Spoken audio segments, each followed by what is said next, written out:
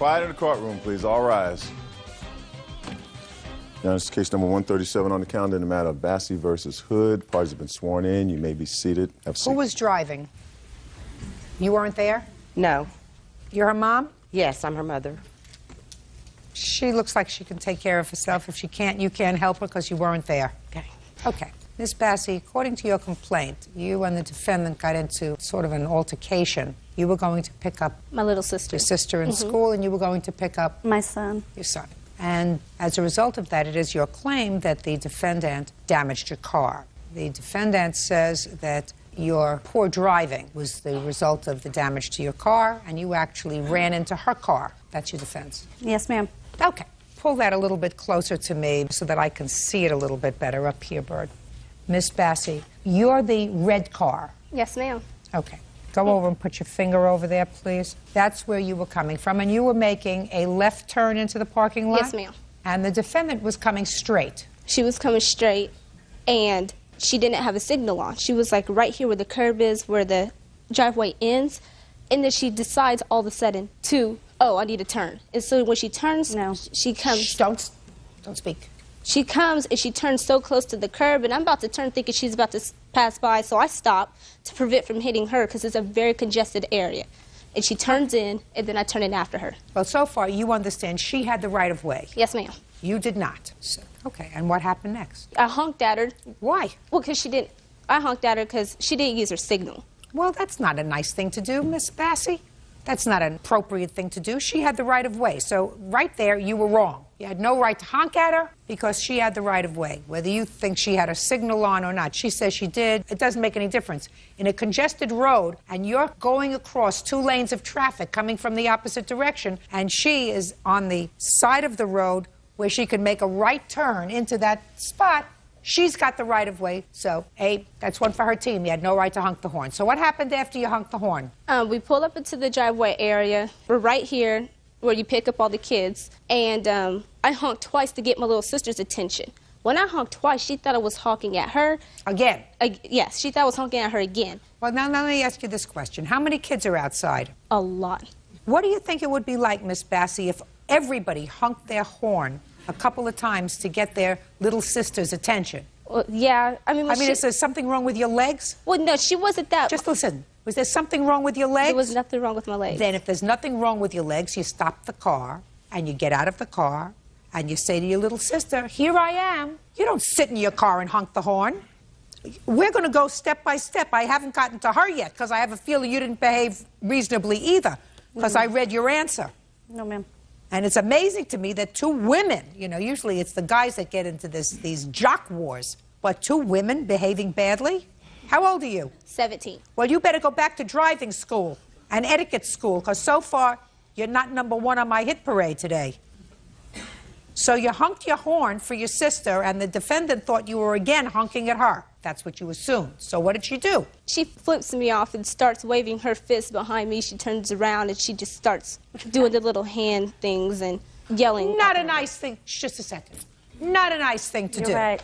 Okay. So she gestures to you in an obscene gesture. What happens next? I looked at her and I threw my hands up like trying to say, no, I was not honking at you. And, she's still yelling, and I was yelling back at her. I'm like, look, I'm not trying to So now you're yelling at each other? Yes. Good. Go ahead. And then after that, my little sister does see me, and she comes to the side of the car. And the defendant is still very angry that I had honked at her. And, we were still arguing with each other. And so at this time, I was trying to move. I had my little sister in the car. I wanted to get out of there. It's very busy. She doesn't move. Well, where's your car? Right here. So you're behind her? Mm-hmm. So she pulls up a little bit, we pull up, and then, she's still mad. And I honked at her again. I'm like, can you please move? All right, so why are you honking? She wouldn't move. Why does she have to move? She could have moved, but why, she was... Now, why does she have to move? Well, her son had already gotten to the car. Look, I'm looking at your car, and I'm seeing what you did. So you pulled out, according to you, you pulled out because she's not moving, and you pulled around her. Yes, after she did it, but no, I got out the car. I even got out the car and said, will you please move? And she's still cussing me out. Can I ask you a question? Why? Miss Bassey, what? Stop it! Yes, ma'am. Why are you still arguing with her and imploring her to move when all you had to do was drive around her? At the time, there was still cars going. There's a lot of cars still going through. And then when she was free, she wouldn't move. I was behind her to a place where I couldn't really squeeze around her this way or squeeze around her this way, but I managed. Because everybody's picking up their children. Yes. Keep going. Then I did manage to, because my car is small enough, so I'm like, okay, maybe I can squeeze around her. I was able to squeeze around her, and I drove all the way to over here to the drive area. Then she comes all the way, she drives over here, rolls down her window and said, "Is this the way black people act?" And I'm like, what was that supposed? I looked at her kids in the car, and they appeared to be biracial to me. And then I looked at her again, I'm like, what was that supposed to mean? Okay. And at this time, yes, I mean, we were cussing each other out. She then says, "Do you want to fight?" And I'm like, do I want to what? And my little sister gets out of the car. What'd she get out of the car for? She got out she's like, "Do you want to fight?" And my little sister's like, "What do you want to?" She's like, "What do you want to fight for?" Where's the little sister? Step up here. Move over there. What did you get out of the car for? Because at that time, Mrs. Hood had opened her door like she was going to get out, so I'm like... Sounds like a perfect reason for you to stay in your car. If somebody, according to you and according to your sister, is acting like a lunatic and says, "Do you want to fight?" doesn't sound like the kind of situation you want to say, "Sure." Now, what's your first name? LaQuise. LaQuise, genius. What did you do when you got out of the car? Well, I got out of the car because, you know, by that time I was really mad. And so I guess I wasn't thinking. I got out the car and then, you know, I kind of went over to her car and then... So you kind of went over to her Yeah, car. by What does that that mean? time- That means you went over to her car? I walked or over you to didn't her go car. over to her car? What? I walked over to her car. And what did you say when you walked over to her And car? I really didn't say anything. I was waiting on her. She said she was going to get out and fight. And I'm like, is And she that's what you serious? were waiting to do. You got out of the car to Yeah. fight her. I mean, I was Another going to see if genius. she was Miss serious. Bassey back there, you should be very proud of them so far. Are you following me? I am. Right? So far, I'm looking at your mother and I'm looking at you two, and I got news for you. I don't think that your mother would have reacted the same way that day that you did. Right, Miss Bassey? Yes. Thank you. Judge Judy continues in a moment. When people behave badly and they have no defense for their bad behavior, they infuse racism to try to inflame the fact finder. Listen to me. It doesn't work. Real cases, real people. Judge Judy. 17-year-old Brycey Bassey says during an argument at a junior high school, fellow motorist Tatum Hood rammed her car. Tatum claims Brycey and her sister threatened her life. Okay, so after you got out of the car and walked over to Miss Hood's car because she said she wanted to fight, I assume at some point you got back into the car. I walked over back to my sister's car, but because, you know, she was about to turn right by then. But then Mrs. Hood hits my sister's car, and I was shocked. I had no time to get back in the car because that's when she turned. Well, just a minute. Your sister is making a turn from the wrong lane. No, this is to go right. I went left after she had to hit my car. I was not even moving when she hit my car. She hit my car on purpose. You mean she plowed into your car, you were standing still? Yes, my car was not in motion. Okay. And you have photographs of this car? Yes, I do. I'd like to see it.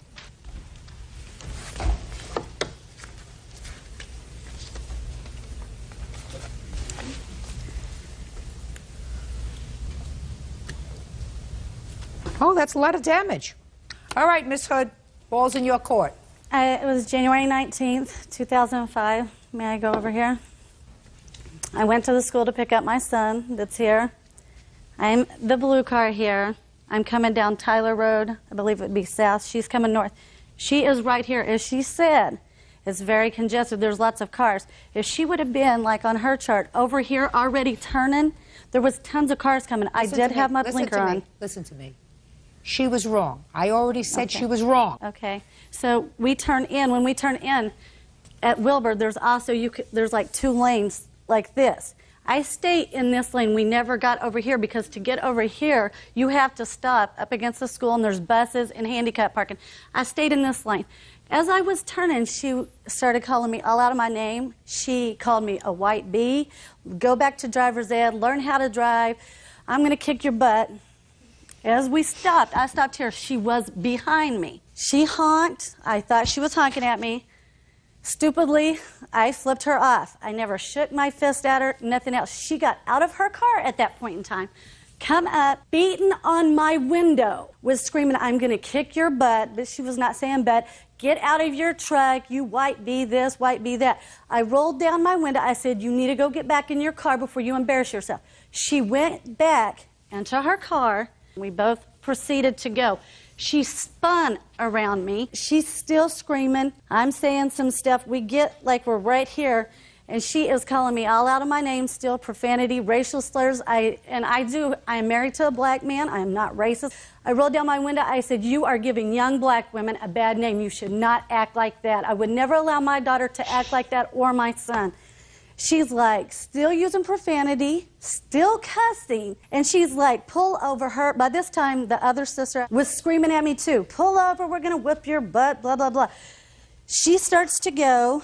I take off. Bam, I hit her. She's barely like this. They're gonna pull over. They're trying to cut me off to fight. She never got out of the car. I hit her. When I hit her, we stopped. I probably stopped for 30 seconds. I'm not going to lie. Both of them at that time got out of the car. She was never out of the car until after I hit her. And then they were screaming, we're going to kill you, you stupid white bee, blah, blah, blah, calling me racial. I can't believe it has turned into a racial thing. It's so sickening. And then... No, it's not. It's not. Listen to me, Miss Hood. It's not racial here. It's not racial in this courtroom. You're right. Sometimes when people behave badly and they have no defense for their bad behavior, they infuse racism to try to inflame the fact finder. Listen to me. It doesn't work. Go ahead. Afterwards, I leave because I don't know what they're going to do. Brycey then jumps back in the car with the younger sister that she picked up who's in the back seat, chasing us. I'm stopping at stop signs, stopping at stoplights. Each time we stop, she's getting out of the car, trying to come up to the window, still screaming. When we see two cop cars coming, I pull into a parking lot. She pulls in. When she pulls in, she stops. She gets out of her car. I'm going to mollywop you. I'm going to kill you. I'm going to beat you up. May I please see the police report? Yes, ma'am. And then I want to see the police report. The cops that pull up are telling her to get back in her car. They restrain her. I'm sorry. I want to read the police report. You told the police you got out of the car. My sister got out of the car. Brycey, you signed the statement. You said, before that, I got out of the car and asked what the problem. And one continued to yell at me. When I got out the car, that's way before, whenever we were still in the school area. You didn't tell me that you got out of the car. I did. I said I got out of the car and asked her to move. No, you told the police you got out of the car and asked her what her problem was. Yeah, I asked her what the problem is. Can you please move? I was not honking at you. Did you do the wrong thing that day? Yes, I did. How much of this accident was your fault? I would probably say, I don't know. I'm not going to say that it was the least of my fault. No, it was not. I shouldn't have honked at her. You know, that's the one thing. I shouldn't have honked at her. And then when I honked twice, I probably should have yelled for my sister. Or, you know, then after I got out the car, you know, instead I should have probably just sat there and waited for her to move. Yes, you want to say something? For what it's worth, I just want to say that I did speak with Mrs. Hood regarding this accident 2 days later. I went over to Mrs. Hood's home because I got the police report. I didn't have insurance. I was going to file the insurance, and I needed to know where she lived. The police did give us her address. And I went. She was very polite. I didn't have a problem with her. Mrs. Hood told me she was having a bad day that day. She said she was in an argument with her husband's nieces, and, you know, she was upset, and she was already tensed up and upset. And she did tell me she intentionally hit my daughter's car. She never denied hitting her car, but she also proceeded... Just a second. Are you telling me, Miss Bassey, that Miss Hood said I intentionally hit her car? Yes, she did. Those were her exact words to me. Yes. Interesting. Is that what you said to her? I said I hit her daughter's car. I never intentionally hit it. She was coming this way to cut me off. I did hit Brycey's car. You know, I'm not going to sit here and say I didn't hit it. No, I know you did. I have the pictures to prove that you did. I'm just surprised that Miss Bassey is telling me that you used the word intentionally. I mean, I can't imagine anybody intentionally hitting somebody else's car. Oh, that's what she told my daughter and myself. And she also told me she left the scene of the accident. I don't agree with Brycey chasing her. She said she left the scene of the accident not because she was afraid of my daughter. Not just chasing her, Miss Bassey. She left because she said she was unlawfully driving her truck. Listen to me. I got it. I don't believe this story. I believe that what your daughter did was pull out, speed around her, and I believe that when she pulled out and sped around her, Miss Hood caught up with her. No, I don't believe that, Your Honor. Oh, yeah, that's exactly what happened. Because Brycey wasn't moving when she hit her. No. Listen to me. I said Miss Hood caught up with her. She pulled around her fast in a school pickup zone. That's what your daughter did. She had an attention span and a fuse that was about this short. And she created a situation in there because she's got a hot temper and she wasn't behaving like a mature driver. Neither was this one. But she's not the plaintiff. She is. So you had, according to your complaint, $4,000 worth of damage to your car with no insurance. No. And all I'm asking... She had insurance. Insurance. Yes, we had insurance. Oh, good. So how much did the insurance pay? We didn't want to file the No. insurance. Well, you better. Insurance does not take care of damages that have intentionally been done That's to what the they car. said. Well, listen to me very carefully. I would file with my insurance carrier if I were you. Ordinarily, if this was solely her fault, I would say, well, why should you file with your insurance? Because that means your premiums are going to go up. Yes, which they would have. You're absolutely right. They would have, because she's a 17-year-old driver who was involved in an accident. But this accident was partially her fault. So I think you ought to file with your insurance company. Now, what kind of deductible do you have? $500. Good. Miss Hood's going to pay that.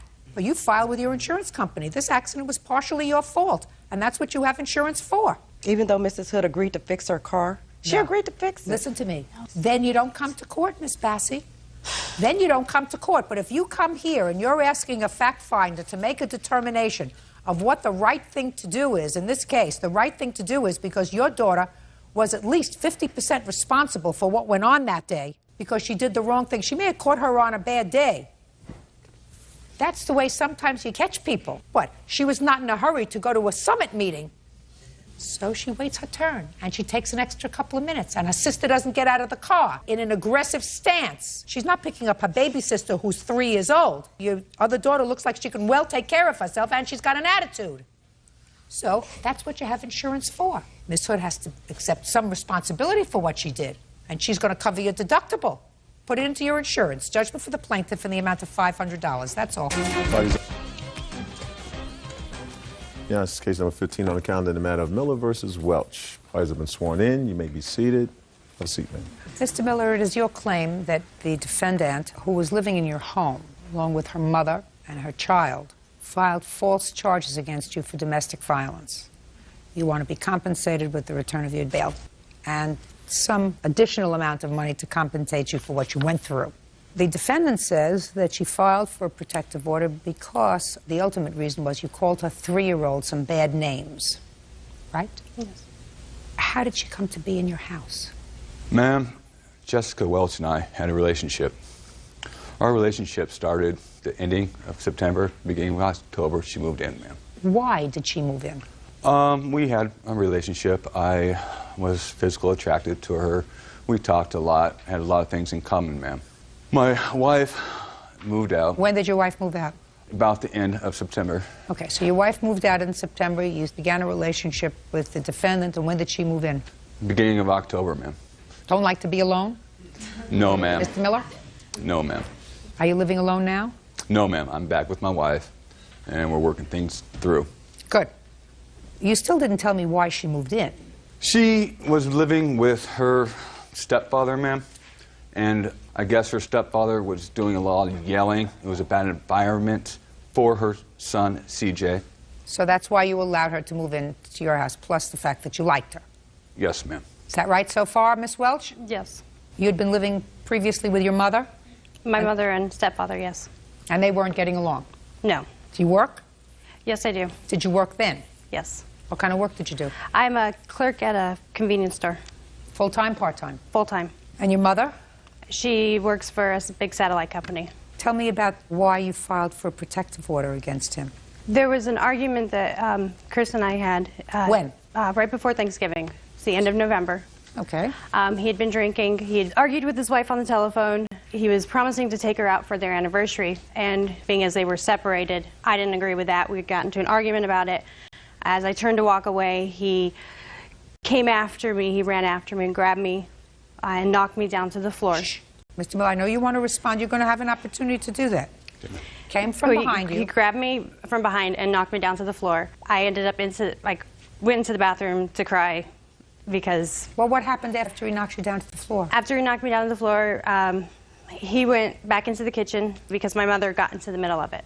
My mother watched and she separated us. Were you arguing with each other? Yes, we were. Were you physical with him? No, I wasn't. I turned and walked away from him. Did you say anything to him? No, I was like, I'm done. I just turned and walked away. Okay. That was in November? Yes. And then later that evening, we went to bed. I was putting blankets and pillows in between us so that we didn't touch while we were sleeping. And he leaned over and bit me on the left breast. And where did you sleep that night? I ended up sleeping on the floor that night. And the night after? The night after was back in the bed with him. Well, what happened the next day? The next day, he said he didn't remember. He had been drinking a lot. I tried to tell him what happened. He just blew me off and ignored me. He just did not remember. Well, that's November. Did you stay together in December? No. Monday after the incident occurred, I got a restraining order. And you got a restraining order when? I got a restraining order the end of November. I'd like to see it, please.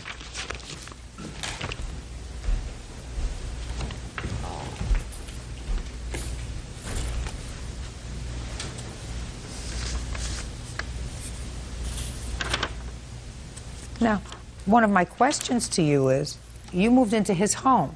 Yes. You, in effect, had him kicked out of his own house. Why didn't you and your mother and your kid leave? At that time, we didn't have any money because we paid off the rest of his deposit when he invited us to move in, and he added our names to the lease.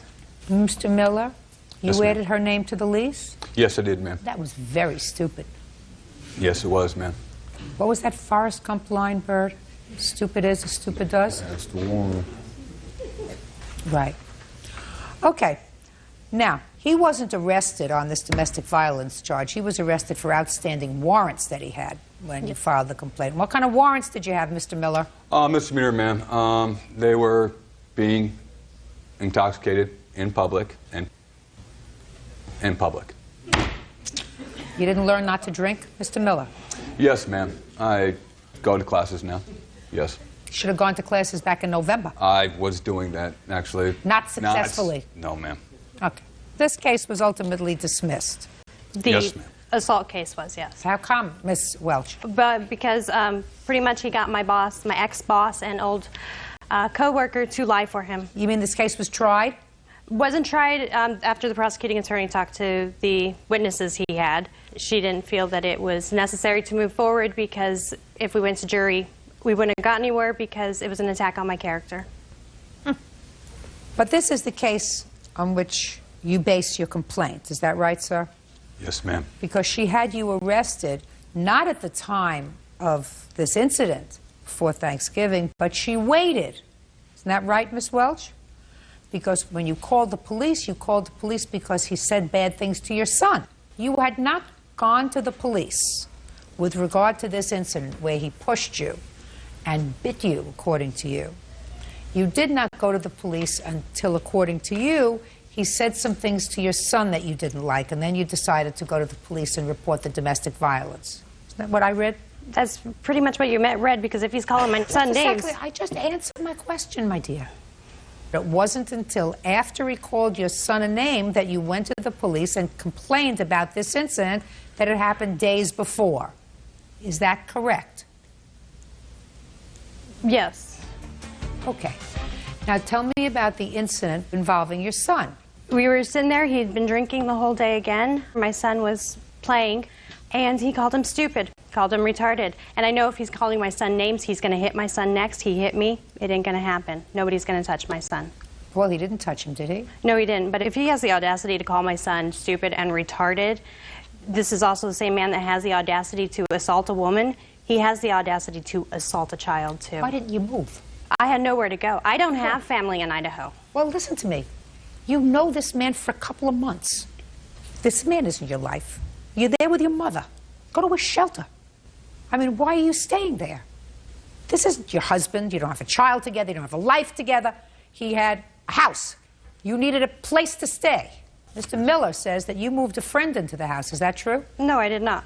Did you have a friend come to stay with you for a period of time, Miss Welch? I had... Just look at me. Don't look at him. Look at me. I had a friend stay for a couple of weeks. And the friend's name? His name is Tony. Tony what? And how long do you know Tony? I'd known him before Chris. I'd known him for about 5 months. Where did you know him from? From the same place I met Chris, work. And why did you invite him to stay at a house? He had just gotten out of jail. He came, he came and he needed a place to stay, so I let him stay. Was Mr. Miller in agreement with that? He said that first night that Tony stayed that yes, he was in agreement with it. Yes, Mr. Miller. Ma'am, she moved Tony in. I was not aware it was her ex-boyfriend. Look at me. Don't look at her. Sorry, ma'am. Sorry. Apologize. Ma'am, it was her ex-boyfriend. He came on the 12th, on Friday, when this assault supposedly was supposed to happen, ma'am. On the 14th, I came to her and asked, why is he still there? She told me he got a job, he will be moving out. On the 14th, it's when the cops came to arrest me, ma'am. When I was arrested, she got a restraining order as soon as I left the jail. I bailed out, ma'am. I was no longer welcome back in my home. Where was Tony? Living there, man, in my bedroom. And I do have a letter saying that... Don't tell me a letter. I don't do letter. Okay, ma'am, it's a letter from her to Tony. Sorry. Oh, a letter from her? To Tony. That I'll see.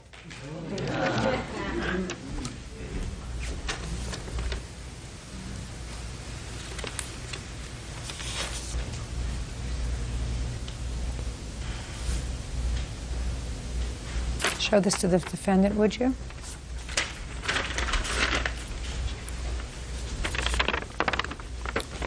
What date did you write that? It was February of this year. Where were you living? I was living in the house where I'm still currently residing, where Mr. Miller moved out of. So you're still there? Yes. Can I have that note back, please?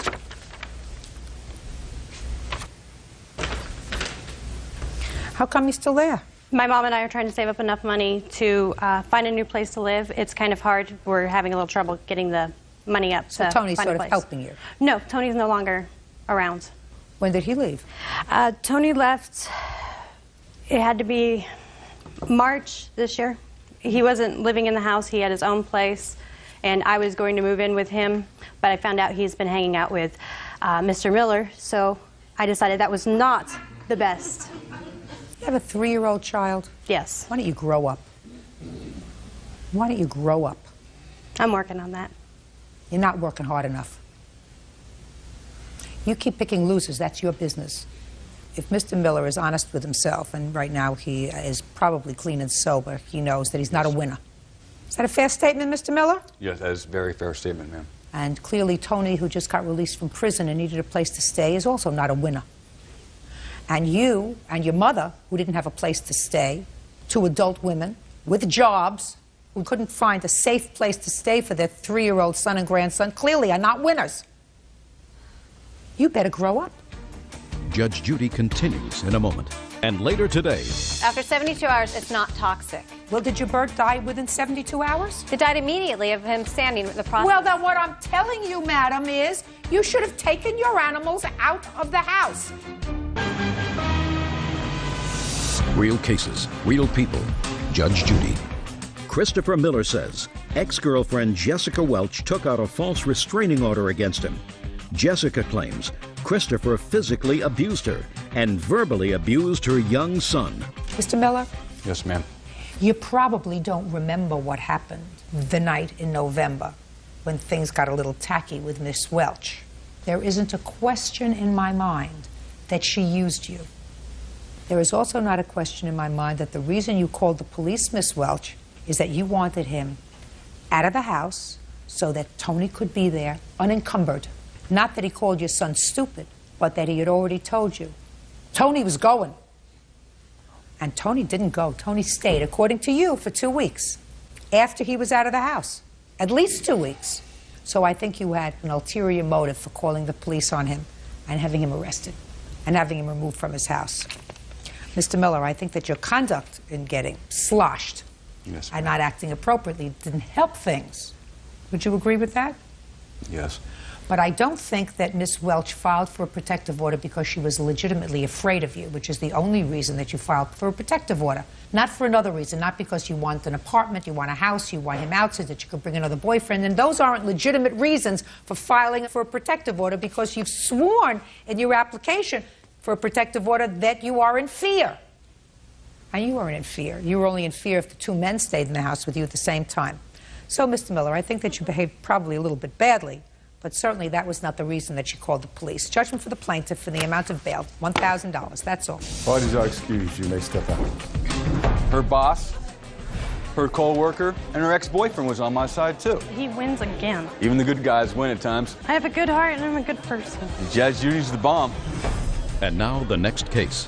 All parties in the matter of Lubbock versus Nunez, step forward, please. Real estate agent Donna Levick is suing business owner Jack Nunez for the cost to replace 3 parrots. Donna says the birds died after Jack sanded her floors. Miss Lovick, how old are you? 35. What do you do for a living? I sell real estate. How long have you been a real estate agent? Almost 4 years. Do you have any college degrees behind you? No degrees, but I have 2 years of junior college. And your husband? He's a deputy sheriff. You have ongoing training? Yes, ma'am. And you, sir, what do you do for a living? I'm a tile contractor How long have you been doing that? since '73. Okay, now let's get to the case. Miss Lovick, you had 3 parrots. How long had you had them? My oldest African gray I had for approximately 15, 16 years. And what's their life expectancy? 40 to 60 years. And the other 2?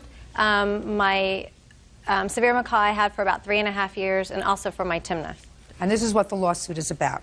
You hired Mr. Nunez to come in and sand your floors in your house and seal them. And he did that. Correct. And your parrots died. Correct. So you want him to pay for your parrots, their vet bills, the casket, et cetera, et cetera, et cetera. Correct.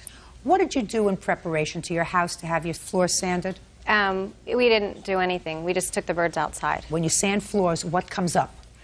Generally dust, but he was using a wet sander, so you don't see dust particles flying all over. So you're telling me there wasn't any dust in your house? My birds, I had taken them outside. I'm not asking you about your birds now. I'm just asking you generally. Oh. When you sand floors, there's usually Dust. dust. You don't have to be a college graduate to figure that out. 35-year-old real estate agent with 2 years of college could figure that out, that you have dust. And when you seal the floors after the sanding, they seal it with? Chemicals. And the chemicals usually? Toxic. Don't know toxic, but they usually smell. Yes. And they do have places where you can board animals while you're doing things in the house, just as if you were going away. Who are you? I'm Donna's mother, and I was. Do you there. live with them? No, I don't. You have your own house? Yes, I do. Could have taken your birds to your mother's house. Yes. You chose to keep your birds home. One, I understand from your complaint, died outside. 2 of them, however, died in the house. That's your fault. That's not his fault. If you had a baby, do you have children? I do, and she was also in the house. Well, We were that is outside. something clearly wrong We with were you. outside when this happened. We had gone outside, and they opened the windows. My birds were on the patio outside of what we thought was harm's way. He never told us that there'd be a toxic gas. You could not smell the dust. You couldn't see the dust in the air. Why were you outside? Because it was a nice day, and we were trying to stay out of their way. Well, if that's the only reason that you were staying outside, I'm glad your child is well. You have to accept responsibility. This was your fault, not his fault, because if you're having somebody come in and whip up dust, whether you use a wet process or a dry process, it whips up dust. When you seal it, it stinks. It was already sealed, and we went to the Now, manufacturers. listen. After 72 hours, it's not toxic. Well, did your bird die within 72 hours? They died immediately of him sanding the process. Well, then what I'm telling you, madam, is you should have taken your animals out of the house. That's your responsibility. And if you didn't take them far enough away from the house, that's your responsibility.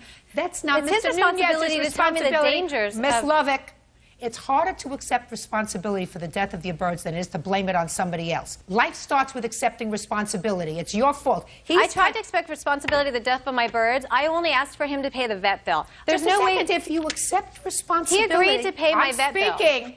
If you accept responsibility for the death of your birds, he doesn't pay anything. He never once mentioned that there was a toxic chemical or gas that could be released from standing on our floors. The birds were outside. They opened the windows, and that's what exposed the birds to the fumes and the silica. Miss Lovett, accept responsibility. It's your fault. Goodbye. Parties are excused. You may step out. Your Honor, this is case number 28 on the calendar in the matter of Hamilton versus Hamilton. You're welcome, Judge. Parties have been sworn in, Your Honor. You may be seated, sir. Have a seat, please.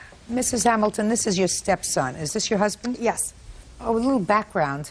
I gather from your complaint and your answer that you were divorced. Yes, ma'am. From his mother. You can step up here, sir. And for most of his life, you'd had very little contact. That's correct. More recently, you contacted him, or you contacted your father. Which way? I contacted him. Son contacted you, and you began to build a relationship. Now, Jason has had a troubled adolescence.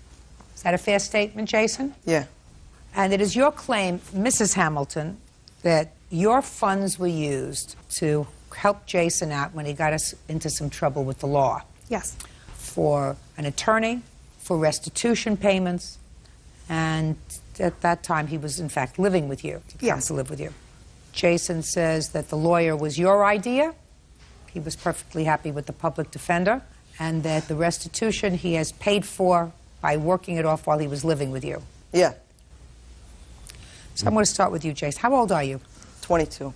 What were you in trouble for, Jason? Aggravated harassment and stalking in the fourth from my ex-girlfriend. Okay, so let me hear about the first loan that you claim for his lawyer. When we bailed Jason out on September 18th of last year, Jason was not happy with his public defender at all. He verbalized this to both my husband and myself. What did he say? He said he didn't feel that he was going to fight for him. He felt that the public defender just wanted him to plea out to anything and get the case over and done with as quickly as possible. And Jason did not want to do that. He wanted to fight it. He didn't want to be charged, and he didn't want to violate his parole from his previous court case and actions on that. What were you on parole for, Jason? Arson. What burned down, Jason? Garage. Go ahead. On his first court date after he was bailed out, we went and got him an attorney. Who's we? My husband and I. Go ahead. After that, as far as with the restitution, initially he had to live with us as part of us bailing him out. And when we decided we were moving out of the area, he was given the option to move with us or stay in the area, and we would figure something out and work it out. He decided that he did want to move with us. So my husband and I paid that restitution from his previous case in order to free it up. Case? Yes. Okay. And then the other part of the restitution was for the current case.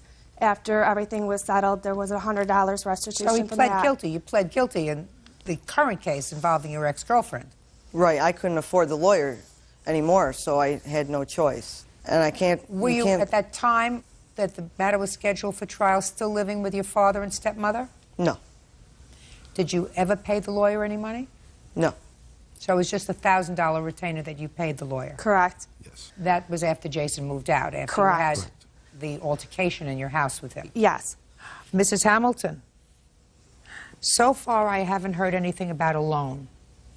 Before Jason was bailed out, on the phone conversations, he was informed that anything that was pertaining to this legal case was a loan and was to be paid back. That was one of the conditions of him being bailed out. Jason made comments about how he was not like his sister, who also we had a problem with before that. He was not like his sister, and he would pay us back that money. That was said numerous times, and at the end of Jason's stay in our house, because everything was a loan, I had him sign a promissory note. Well, I know Jason says that note, you sort of forced him to sign the note because you said you were going to have his bail revoked if he didn't sign the note. That okay, was not Jason, how it was well, I'm worded. going to turn over to you now, Jason. When I was on the phone with them before I was bailed out, I was not told that it was a loan. I'm sorry, that's wrong. I moved in with them. I did not know I was going to move in with them. I thought they were going to bail me out, take me home. But instead they brought me to their place, worked for them. My work would be to pay off whatever I did. Well, what kind of work did you do, Jason? I helped him their construction business. What did you do? Labor. It was, unload the truck, load the truck, help my father, stuff like that. As far as me with my restitution, like I said, I never asked for the money. I never asked for any of it. I just simply said, when they went to pay it, I said, you don't have to do that. They said, oh, no, don't worry about it. I said, No, okay. that's not what parents say, Jason. They don't use the word, oh, don't worry about it.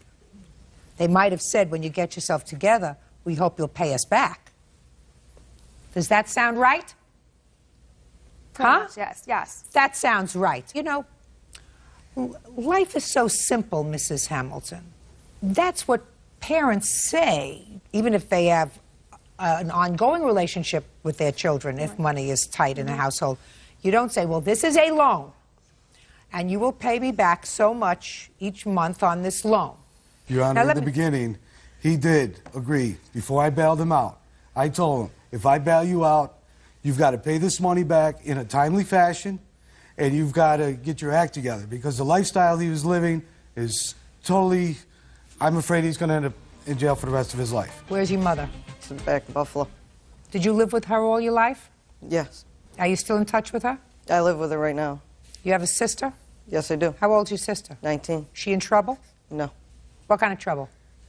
Well, when we had her with us, she steals, she lies, She's never been to jail, but she is a very emotionally troubled person, and she's been in and out of, she was in a group home at one point. Jason, tell me about the conversation you had with your father about the lawyer, about the public defender. I was going to get a new PD to begin with, because the guy that was representing me, he just didn't know what he was talking about. He had no clue. What do you mean? Just a second. What do you mean you were going to get a new PD, public defender? You think that they give them out if you don't like one, you get a chance to get another one? Well, that's what they were going to do. When I got rid of... You live in a very good jurisdiction. If a criminal defendant came before me and said, I don't like that lawyer, I want to get another lawyer, you know what I would say to them? Go hire your own lawyer. You want to pick and choose? Go hire your own lawyer. This is the public defender for the day. You don't like this one? Get some money and go hire your own lawyer. You know, this is not one from column A and one from column B. You get one chance. Do you understand, Jason? Yeah, I understand. Good. Are you working now? Yes, I am. What kind of work are you doing? I'm a barback at a banquet hall. Hope this New York State Liquor Authority doesn't know about that. Is this arson conviction that you have a felony arson? Yes. Woo-hoo! Hope they don't value their liquor license. Listen to me, Jason. I want you to listen to me very carefully. I am not so concerned about the $1,000 that your stepmother and stepfather put up for the lawyer. I think they're going to have to tolerate that, because I think that that's what parents do if they're afraid that their child is going to be confined. And I'm not so sure that that was a loan. But I'm concerned about the restitution, Jason, because what possible value is it to your moral compass if somebody else pays your restitution? Restitution is what you're supposed to pay, right? I understand that. I was paying it. How? I don't understand how you were paying. Working with money I beforehand. gave him. Just a second. Not just money you gave me. I was doing odd jobs here and there. Well, you paid some of it, but they paid the rest. I was paying on Just it. a second. But they paid the rest. Well, paying the rest, it doesn't teach you any kind of a lesson. That's your responsibility. That's not your father's responsibility. That's not your stepmother's responsibility. That's your responsibility. The criminal justice system doesn't want to see. What do you do for a living? I'm a real estate investor. Doesn't want to see this lady who works. What do you do for a living? I'm an investor also. I don't know what that means, but life is too short. Buy real estate. They don't want to see their money going to pay your restitution. They didn't set fire to the garage and they didn't stalk your girlfriend. I didn't either. Well, then you lied to the court, sir, when you pled guilty. I didn't know, what am I going to do if I ain't got money? You know what innocent people do?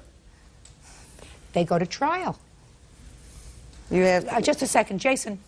You're 22 years old. Is that what Yes. you told me before? How many times have you been arrested? Think. I'm going to give you 5 minutes. How many times have you been arrested? 13 times. 13. Shh. Come on, 13 times, 22 years old. And how many convictions do you have, Jason?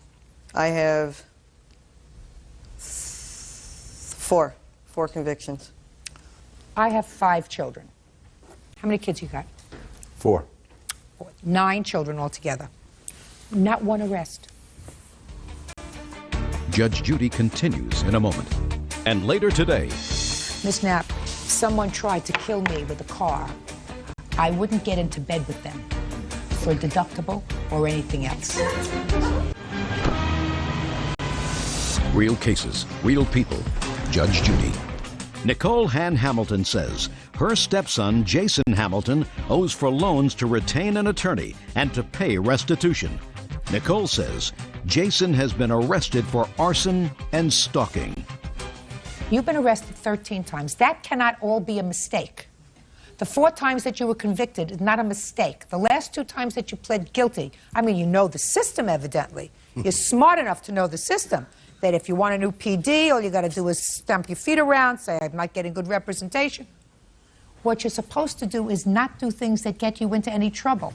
Do you understand? I know that. Okay. And if you didn't learn the first time, and if you didn't learn the second time, the 10th time, you should have learned.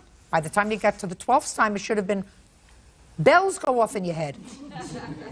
Now you're at unlucky 13. Jason, you're 22 years old. You want to die? No. You don't care? No, I care. I'm working now. I'm going for my GED. I have my life on track. Good. That's then what pay I was... your restitution. The lawyer, it's That's yours. fine. I He's just gonna, wanted him to learn a lesson. He's about going to pay his responsibility. restitution. Judgment for the plaintiff in the amount of $695. That's all. Thank you, Your Honor. Parties are excused. You may step out. I look at them as just white trash. What are they going to do? Sue their own son when he hits 18 for all the stuff that they paid for him? As people can see, he is a punk. He'll always be a punk. I wash my hands with him. I got a beautiful 14-month-old son. I'm doing it right this time. Smoking pot. I'm in probation. I don't want to get involved in no pot. He's the one that smokes the pot, and I told him I didn't want it in my house. I don't have a father. That's the way I look at it. I'm here to guide you and show you the proper way. If you don't want to do that, I'm done. And now the next case. All parties in the matter of Knapp versus Wheeler. Step forward. Delivery truck driver Barbara Knapp is suing her ex-boyfriend, steelworker Claude Wheeler, for purposely driving her van into a ditch.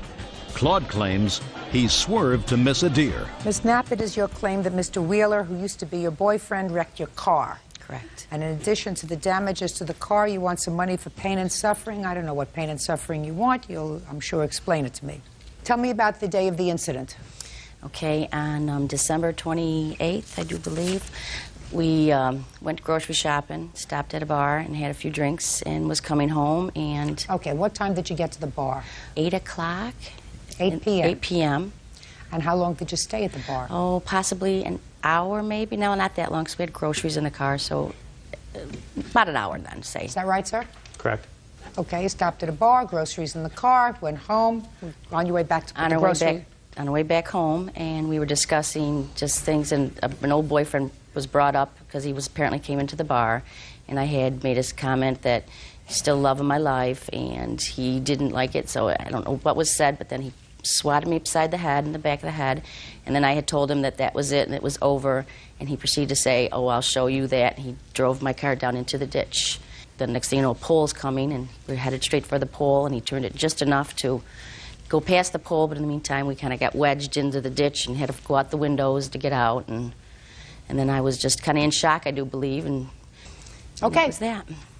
Well, we were driving home that night. I had a few drinks, and we were arguing, and I was looking at her. Try looking at me. I don't recall slapping her upside the head or striking her.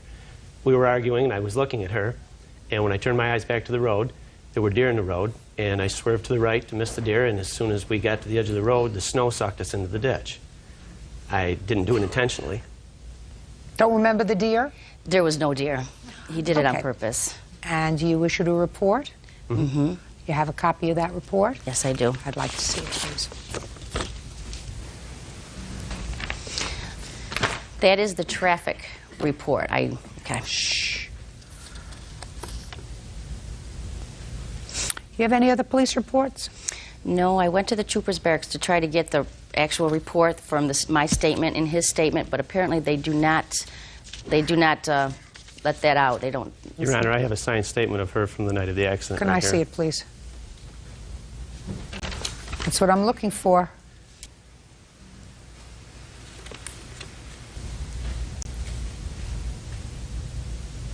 Well, you did sign a statement on the 28th of December, Ms. Knapp. You didn't say anything about him purposely damaging your car. You say at about 2 or 3 o'clock, my boyfriend was at my house. He had a margarita, which was left over from last night. At about 7 o'clock, we went grocery shopping at Wegmans and then went to Jit's Bar for a couple of beers and pool. He had 2 or 3 beers there. Then we started home.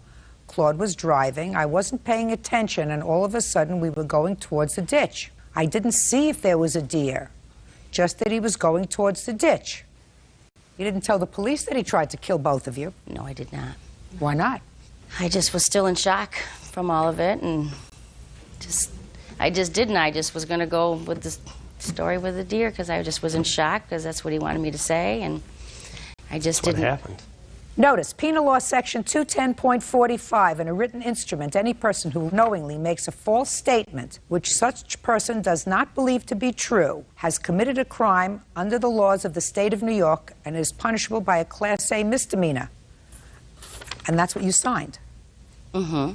Is there any reason why you think, Ms. Knapp, that I should believe you now? Ms. Knapp, I have a couple more questions for you. When did you and the defendant separate? It was, around the 1st of February. So between December 28th and the 1st of February, you still lived together? No, we did not live together. We just dated. And you dated the same way that you were dated before? Pretty much. It wasn't not in my eyes, because it was over in my eyes, and I just wanted to get a deductible from him, so I kind of... Which I did pay. I paid the $500 deductible. Yes. But I figured if I broke up with him, I wouldn't have seen any money or nothing, so I kind of just had to hang in there to get my deductible. And then a month and a half later, 2 months down the road, she's after for this $5,000. That's not going to happen. Thank you. Ms. Knapp, if someone tried to kill me with a car, I wouldn't get into bed with them for a deductible or anything else. And if you did, that's your problem. Bye. Case dismissed. Party is not excused. You may step out. I was jealous. Party has been sworn in, Judge. You may be seated. Folks, have seats, please. Mr. Frederick, the defendant is your girlfriend's ex-boyfriend, and it is your claim that you both found yourself at the same bar and that Mr. Abbasi assaulted you at the bar, causing you to fracture your ankle. You want him to pay all of your expenses relative to that assault and also some punitive damages. Mr. Abbasi says that you were the aggressor that night. He didn't see you injure yourself, and if it wasn't for your aggressive behavior, none of this would have happened. That's your defense. Is that right? Yes. When did this incident occur? The night of February 7th, approximately 10:30. And what was the name of the establishment that you were visiting? The Horseshoe Pub. What time did you arrive there? Approximately 10 o'clock, I believe. When you got there, was the defendant there? Yes, I did know who he was. I'd never met him before that time.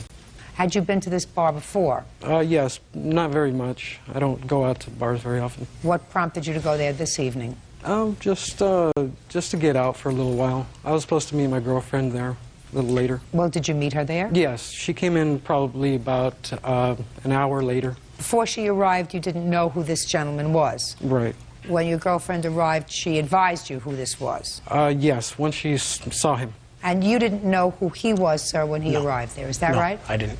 How long has this young lady been your girlfriend? Or how long had she been your girlfriend on February 7th? For 4 months, approximately. How long had you been separated from her? About 3 months. You mean there was a month overlap? Yeah, I believe they were 3 months in the relationship, not 4 months. Did she leave you for him? Yeah. How long had you been together? About 1.5 years. Were you upset? Yeah. Had you lived together? Yeah. So she left you... She was cheating on me. With him? Yeah. And left the home that you shared to move in with you? Yes. She wasn't cheating, Your Honor. But she moved in with you immediately after she left him? Correct, yes. Okay. All right, so tell me what happened. Well, on that night... After your girlfriend arrived. We're at the point where your girlfriend arrived at the bar. Okay. After she arrived, I noticed, well, she had told me who Mr. Abbasi was. At that point then, I acknowledged him. How did you acknowledge him? Well, after my girlfriend had told me who he was. How did you acknowledge him, is my question. Did you shake his hand? Did you go over and say, hello, I'd like to introduce myself? How did you acknowledge him? No, nothing like that. I just tell me how you acknowledged him. I just looked at him. That was it. Okay.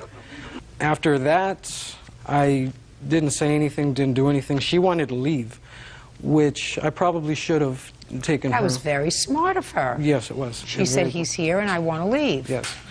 And you said... I wanted to stick or I wanted to stay. Me? I should have went with her, decision. Afterwards, probably, I'd say 15, 20 minutes afterwards, Mr. Abbasi just started to look my way, and at both Lucy and I, and adjacent to him was a lady, and he was more or less smiling, laughing, pointing at us, and I just wanted to know what was going on. So I more or less shrugged my hands up. How far were you from him when you did that? Maybe 20 feet. It's not far. Not very far, right. After that, basically, he got up in anger. At that point, he started really prancing or almost running towards me on the other side of the bar. And I didn't know what he wanted. I didn't know if he wanted to fight. I didn't know if he wanted to talk. So I got up and I met him halfway through the bar. At that point, I lost him in the crowd. There were a lot of people there. And after that, he shoved me after he saw me, and I didn't know where he was.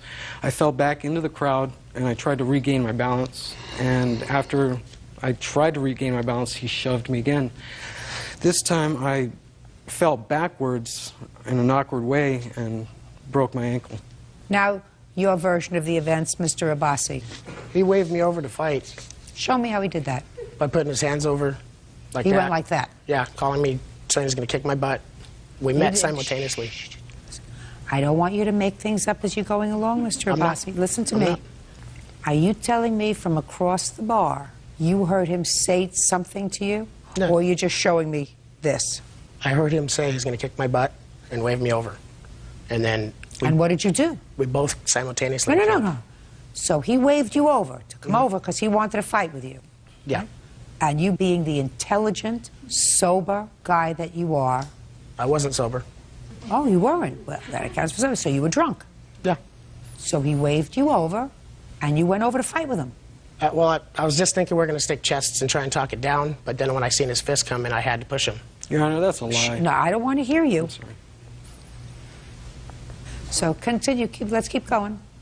So you got over there. He's waving you on, saying he's going to kick your butt. You go over there to butt chests with him because that's all you thought he was going to do. You saw him fist up his hand, and so you pushed him. Yeah. Okay. And that's how he hurt his ankle. If he hurt his ankle at all. He claims that my shove threw him 10 feet across the room into a pool table, causing his ankle to break in 3 spots. Judge Judy continues in a moment. You visit your troubles on me and the taxpayer because this process cost money. And because you decided to be a macho jerk, you cost the taxpayer money. And later today... For slow play, any reasonable experienced golfer would walk to their ball so that you don't delay play, because slow play is the #1 problem with golfing. No, the #1 problem with golfing is getting hit with a golf ball.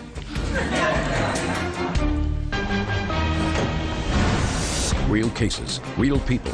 Judge Judy. James Frederick says he was attacked by his girlfriend's ex-boyfriend, David Abbasi. David says James instigated the fight. Now I'll hear you. Step up. Who are you? I'm the bartender that night. Let me ask you this. What's your last name? Banks. Miss Banks, you know Mr. Abbasi and his girlfriend. Is that right? Yes. And how long have you seen Mr. Frederick come in the bar? I only had seen him that one night. Where do you come from? Palmdale. And this bar is in Palmdale? Yes. How many bars are there in Palmdale? 4 or 5. Mr. Frederick, what prompted you to go to that bar this evening? Because you went there by yourself and you were meeting Lucy there, right? Yes. But Lucy was the one who suggested the Horseshoe Club? Actually, I was. Really? And Lucy didn't say to you, no, I don't want to go there because I used to go there with David? Well, that was brought up, but I reassured her it was all right. You're a troublemaker. I didn't see any problem. I didn't know David. You didn't see any problem? Mr. Frederick, if you weren't looking for trouble for one reason or another, sir, you wouldn't have gone to the bar if she gave you prior notice that this is a place where David would hang out. And when she arrived and she saw him there and she said to you, let's go, I feel uncomfortable. And you said, not me, I'm not going anywhere. I want to sit here. So despite the fact that she was uncomfortable and that the presence of the two of you was just an exacerbating circumstance, you decided to stay. Now, I'm not sure about on a legal level, but on a moral level, you got what you deserved. You look for trouble, it's going to find you. You know, there's certain things your grandmother says to you that are true. And one of them is, if you look for trouble, you're going to find it. Right? Yes, Your Honor. But you visit your troubles on me and the taxpayer. Because this process cost money. And because you decided to be a macho jerk, you cost the taxpayer money. Whether it's in this court and any other court. You're gobbling up court time for people who really have cases over which they had no control. Whereas you had plenty of control. I didn't go to another one of the 4 bars in Palmdale. Or when you went in there and you saw him there, you knew who he was, and Lucy said, let's go. You got up, pay for the drink, and you leave. Right? Right. That's what my plan was, but I didn't take fast enough action. Okay. Did you file a police complaint, Mr. Frederick? Yes, I did, Your I'd Honor. like to see it, please. I filed that the day after. Why the day after, sir? I was going to file it at the bar, and had I done so, he would have been incarcerated. I wanted to take care of my ankle. It was hurting and it was broken. So you went immediately from the bar to the emergency room? Yes. Okay. Well, evidently they did an investigation, and they didn't arrest Mr. Abbasi for assault. Do you know why, sir? Basically, they couldn't find him, and DA didn't want to prosecute because it's a typical bar fight. They see it a lot, so they didn't feel it was Because it's just as possible that you lost your balance because you were drunk. I wasn't that drunk, Your Honor. How do I know that? You don't have to be that drunk to trip. Mr. Frederick, I said something to you before, sir, and what I said, you may sit down. What I said to you before is if you look for trouble, you're going to find it. Now, I don't necessarily think that it was Mr. Abbasi's intention to get into a confrontation with you that evening, but it is clear to me that it was your intention to get into a confrontation with him. I say that for the following reasons. I am now summing up. Your girlfriend told you that she was going to meet you that evening. You discussed going to the Horseshoe Bar. She said, I don't think I want to go to the Horseshoe Bar because that's where David hangs out. You said, I don't care, I'll meet you there, don't be ridiculous. You go there, and sure enough, when she shows up an hour later, after you've had a couple of drinks, she says to you, I don't want to stay because David's at the other side of the bar. And you say, I don't care. Let's see what goes down if we stay here. It seemed to me, Mr. Frederick, you got the girl. You should be a happy guy. You shouldn't be looking for trouble. The girl that you're living with, the girl that you're happy with says, I'm not comfortable here. You pick yourself up and you leave. Chose not to do that. He pushed you. You fell. You broke your ankle. That's an accident. Goodbye. Parties are excused. You may step out. The man's got issues where he can't get over his ex-girlfriend. He wanted to show me he has her. I didn't think he was, you know, a violent guy. She wants to see us fighting over each other. He was lucky he got away with this. I'm just glad justice is done. And now the next case. All parties in the matter of Ng versus Riley. Step forward, please. Eye care professional Monica Ng is suing her one-time golf partner, technical consultant Steve Riley, for medical and dental bills. Monica says she was hit in the face by Steve's golf ball. Missing, according to your complaint, you were playing golf and you were in a foursome? Yes. And Mr. Riley was in your foursome? Yes. And you got hit with a golf ball that he sliced. You want him to pay for all of your medical bills, you had dental problems, et cetera, et cetera. And Mr. Riley says, sometimes happens when you play golf. Not every shot's a perfect shot. It's part of the risk you assume when you play the game. That's your defense. Yes, ma'am. When did this happen, Miss Eng? On January 31st at the Lakewood Country Club. And how long have you been playing golf with Mr. Riley? I've never played with him before. So you were teamed up that day? By the starter at the country club. What hole were you playing when this incident happened? The 9th hole. And who teed off first? The guys teed off first, and then I teed off last because I tee off from the ladies' tees. After you teed off, everyone left the tee, is that right? Yes, we all walked to our balls. And was your ball in front of Mr. Riley's ball? It was horizontal, diagonal to his ball. And he shot first? Yes. And you were watching him? Yes, I was watching him the whole time. Why didn't you stand behind where he was? For slow play, any reasonable experienced golfer would walk to their ball so that you don't delay play, because slow play is the #1 problem with golfing. No, the #1 problem with golfing is getting hit with a golf ball.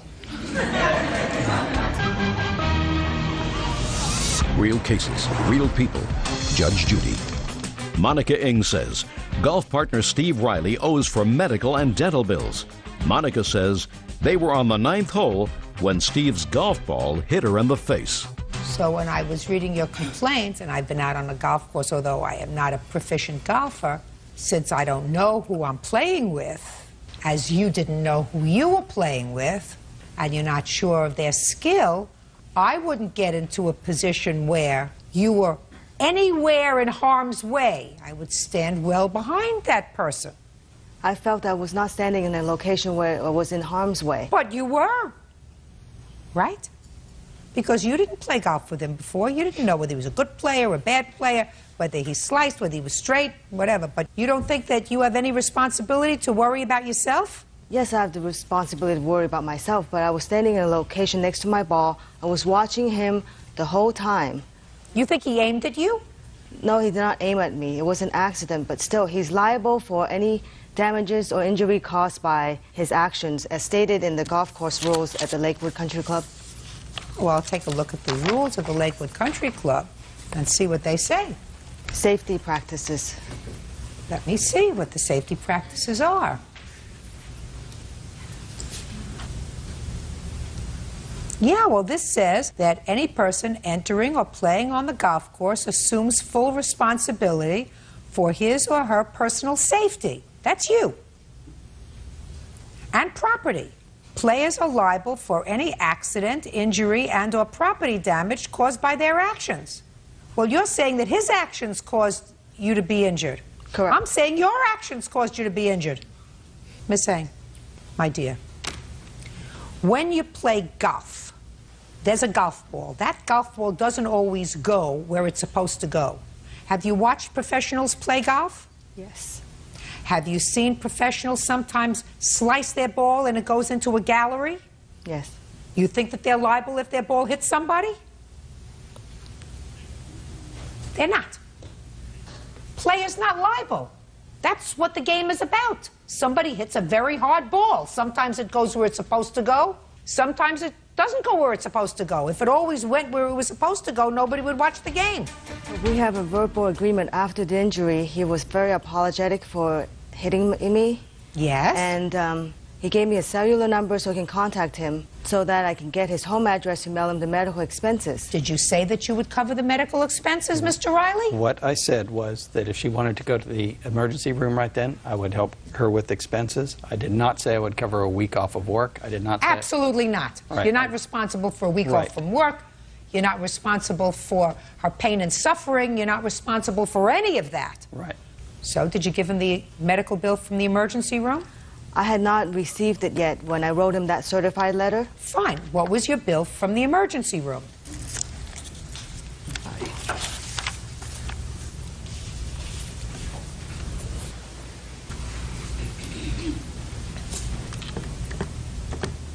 $602 with the emergency bills.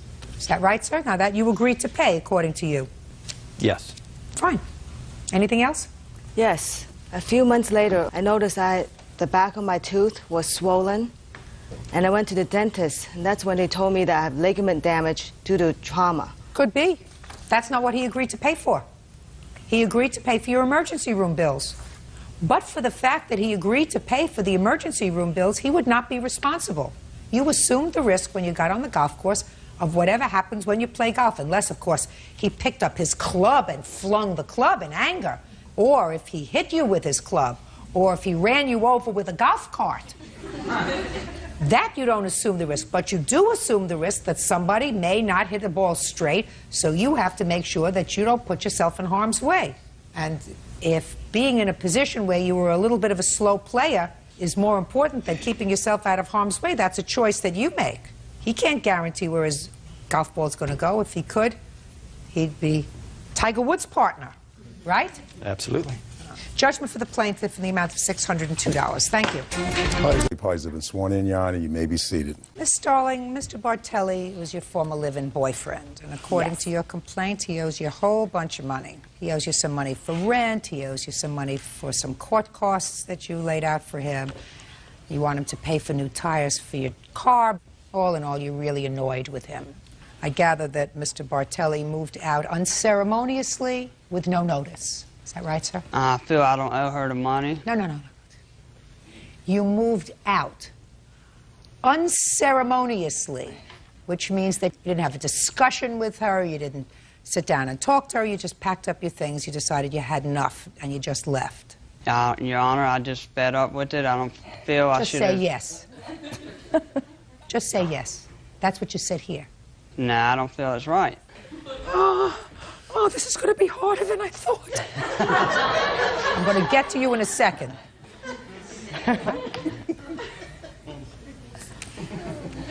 All right, Miss Starling. I have to see if I'm playing now with a level playing field. Here we go, because I haven't asked you a question yet.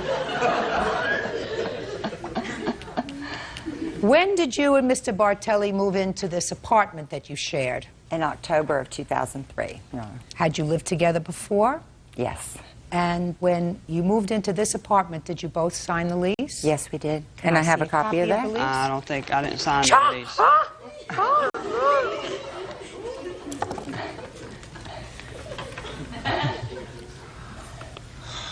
Oh, take me back to the family court, please. Okay, so, Mr. Bartelli, it is your statement, sir, that you did not sign the lease. Is that, you did not sign the lease? I don't remember signing the lease. Ah, that's a different thing. Shut up.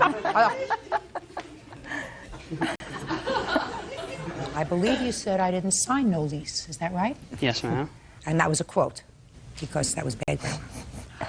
Now you say I don't remember signing the lease. Is that right, sir? Yeah. So then, Officer Byrd, would you please show Mr. Bartelli this witnessed signature on the lease?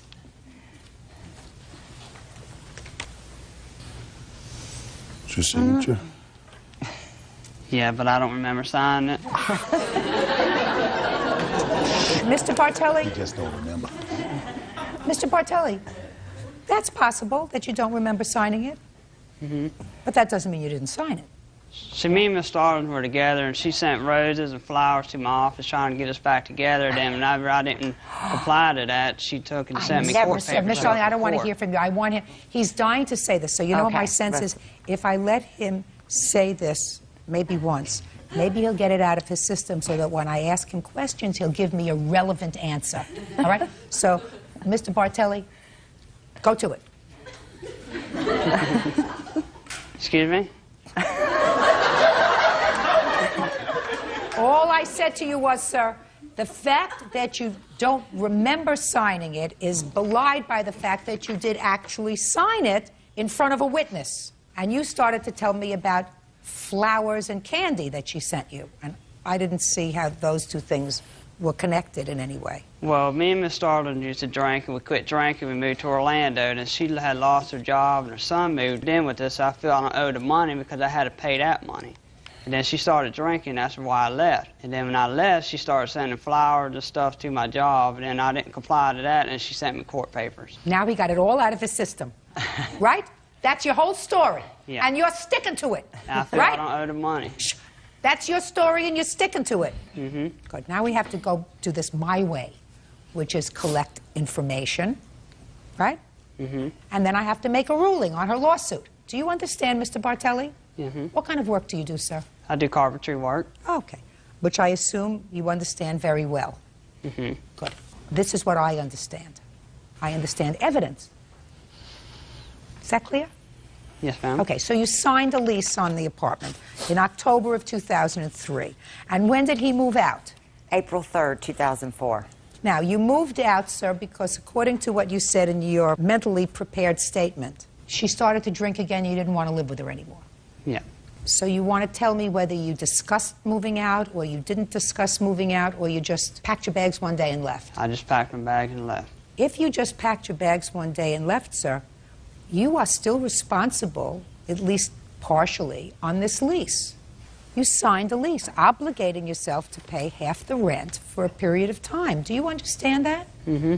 Now, why do you think that you shouldn't be held responsible for at least paying the rent until such time as she can secure someone else that she wants to live with, if that's at all possible? Well, I feel I didn't ask her for money whenever she had lost her job and her son had moved in with us, and I didn't ask for money back for that. So why should I have to pay that? How much rent? were you supposed to pay in rent, Mr. Bartelli?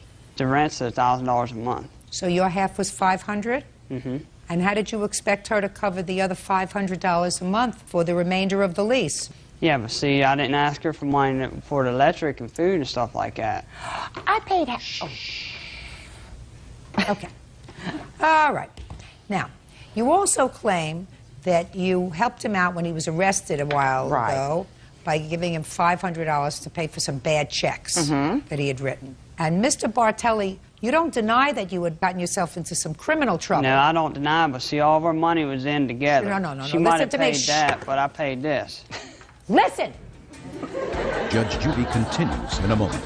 So is what you're telling me after you wrote this series of bad checks, you decided to open up a joint checking account with you? No way. No, just to say. Right, no way. And later today, I reached back and pulled the chair up so I could sit down. He had pulled that chair, and I fell down, and I yelled, "Philip, why did you move that chair?" He laughed. real cases, real people. Judge Judy. Diane Starling says ex-boyfriend Frank Bartelli owes for unpaid rent and a loan for tires. Frank says he and Diane shared their money. Let me remind you what you said, sir, in your answer. You said, I don't deny that she gave me the money for these bad checks. Yeah. How did you pay her back for the jail bail money? Well, she had borrowed the money from her brother. And like I said, we worked and all of her money was in one bank account. So she might have took the money out to pay that, but we took my money out to pay other bills. So all of her money was in the same account. But you said that she borrowed that $500 from her brother. Yeah, she paid her brother. So if she borrowed that $500 from her brother, did you pay her brother back the $500? Yeah, she sent checks to her brother. She sent her checks to her brother for the $500. Mm-hmm. And the $500 was coming out of a bank account that you both pooled your money for household expenses. Is that right? Mm-hmm. Is that right? No, everything. What's everything? All of her money was in the same account. My whole check gets deposited, and hers did too. Well, was this bad check money an expense that you anticipated? No, this is all of her money was in the same account. Try to listen to what I'm saying, Mr. Bartelli. When you wrote the bad checks, did you know you were going to have to pay them back? Yes. So why did you write them? At the time, I didn't have no money, didn't have a choice. So it was always your intention to pay back the money for the bad checks, is that right? Mm-hmm. In what year did you write the bad checks? 2002. And when did they finally catch up with you? 2003. On what checking account did you write the bad checks? That was out of my checking account. Why didn't you use your joint account that you had with her? Because we didn't have that account at that time. So is what you're telling me after you wrote this series of bad checks, you decided to open up a joint checking account with you? No way. No, just to save. I just got no a savings. I just got a savings account. She got a So you checking didn't have a joint checking account? No. No. Please. All right. Now let's get to the tires. He used your truck, and after he left, you found the tires needed to be replaced. They were bald. They were With bald. wires Well, showing that's this your much. fault. Listen, Diane, darling, you let him use the truck, right? Right. I didn't How notice they long- were so bad. Listen to me. Well, you should have noticed. Mr. Bartelli, I know that you don't feel as if you owe Miss Starling any money, but you do. You can't just decide that you are fed up and pack up your bags and move out, because that's immature and it's irresponsible and it's sticking someone else with a big obligation that they didn't anticipate paying by themselves. Do you understand? Yes, ma'am. So you owe her $2,500 for the rent. She also helped you out by borrowing money from her brother, and you didn't pay her back. Despite all your speeches, you didn't pay her back. So I'm entering a judgment in the plaintiff's favor in the amount of $3,000. Do the right thing, Mr. Bartelli, that's all. Party's Thank excused. You may step out.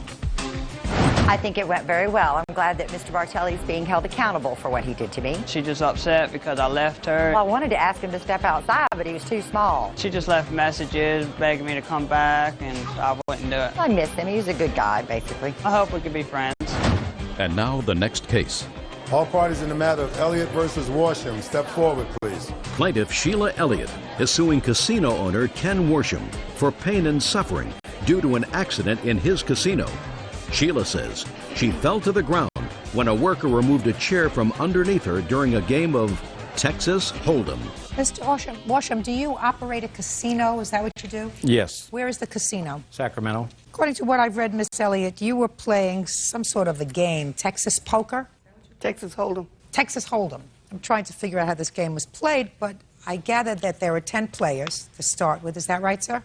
Normally there's 9. And when one person leaves, they take away that spot, and it goes to fewer people and fewer people, almost like musical chairs. Miss Elliott was playing this Texas Hold'em, and according to you, you went to sit down, and one of the employees of the casino had removed the chair that you were going to sit on. Is that right? At the time, the chair was there. Well, when you went to sit down, the chair wasn't there. Yeah, when I went to sit down, it was gone. And you fell. Yes. And you want Mr. Worsham to pay you $5,000. Yes. What time did you start to play Texas Hold'em? I started there early in the afternoon. What date? Can we date? On the 2nd. 2nd of what? Of January. And what time did this incident happen when you fell? It happened like, to my recollection, I would say 2:30, 3 o'clock in the morning. Anybody have a different time and date? Yes, it happened about 6:30 a.m. in the morning. So she fell about 6:30 a.m. in the morning. That's How do you correct. know that, sir? We had a tape of it, of the incident. And that's what the tape indicates? Yes. Okay. Is that possible? No, it happened before then. Now, what his tape is showing, it could be. I didn't see this tape. I asked to see the tape. That's not what I asked you. Okay. I said, could it have been at 6:30? No, I believe it was before 6:30. Who was the employee who was moving around the chairs? Mr. Philip Leon. Real cases, real people. Judge Judy. Sheila Elliott says she was injured during a game of Texas Hold'em at Ken Worsham's casino. Sheila says a casino worker removed her chair while she was trying to sit down. Miss Leon, you're an employee of Mr. Worsham's? Yes, ma'am. Can you tell me what time this incident happened? I come in, see play on the table, and What around time? 6:30. You moved a chair, is that correct? Yes, ma'am. Can you tell me why you moved the chair? Because got a player get off the table, so I get off the table. So I ask anybody want to move the chair. We have 10 seats. I'm not, Mr. Worsham, you're going to have to act as partial Okay. translator for me. I'm not following this. Okay, well, he asked if anybody was going to move seats. And then when no one said they were going to move, then you take a chair out. Okay. Is that what was basically happening? One chair was being taken away? No, ma'am. Well, tell me what your version of these events are. My version is it was late in the morning. Okay.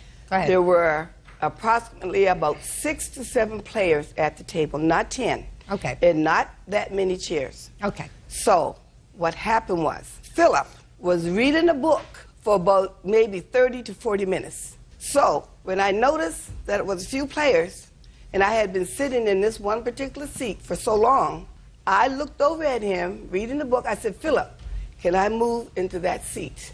He said, yeah, go ahead. Just like that.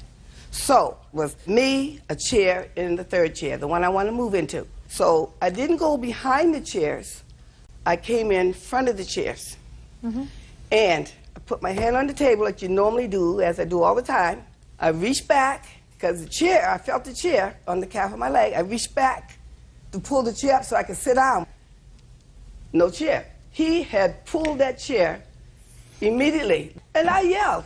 I said, Philip, why did you move that chair? And he said, oh, and they all started laughing. He laughed. That's what made me so mad. And when I fell down, my fell on my left shoulder.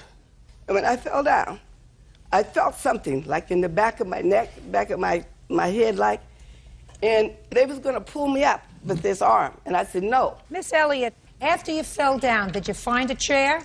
No, the chair wasn't there. Shh. Did you find a chair to sit and continue playing that morning? After they got me up? Yes. Yes. Yes, I did. And how many hours did you continue to play after you fell on your behind? Now, just a second. Just answer my question. How many hours did you continue to play? I stayed for several hours. I stayed there. How many? Oh, I 1 stayed hour, all, no. 2 no, hours? No, I stayed all that day. 3 hours. All day? Yes. And I read your papers, and you said that after you fell, however, you felt a little woozy, and you went to the bathroom, and you took a Vicodin. Yes, right. Where'd you get the Vicodin from? I carry Vicodins with me all the time. For what? Because I had back surgery back in '92. So and you when I have back 92 problems, was 12 years ago. I have back problems, and ever since I had the back surgery, I've been on pain medication. So you take pain medication for your back? Not frequently now, but I just carry it with me in carry case. it with you just in case you Yes, fall. if I get, yes. And not you sat in and case played, I fall. Miss No. Elliott, and you sat and played all day that day. Is Waiting that right? for him to come in. I don't care what. Listen, Yes, Miss Elliott, okay. listen to me very carefully, my dear. All right. This is not windfall day. What Mr. Worsham said to you when you approached him, because you waited for him all day instead of going to a hospital if you were injured because you couldn't move your shoulder, because your shoulder was all out and your back is out and you're taking Vicodin. You go to a hospital. You go to a doctor. You don't continue to play Texas Hold'em. Elliott, Mr. Leung, didn't purposely pull a chair out from under you. He wasn't playing a Halloween prank. You weren't injured. You only get paid if you're injured, even if he was negligent. And people who are injured don't stick around for a whole day and play Texas Hold'em, Miss Elliott. Do we understand each other? I understand you. Very good. Now, you offered her $500? Yes, ma'am. Why did you offer her $500? Well, she kept asking me what I was going to do for her, and I told her nothing, and she came back in and asked me again, and I finally said, okay, I'll give you $500. And she said, is that all I get? And I said, yes, that's all I'll give you.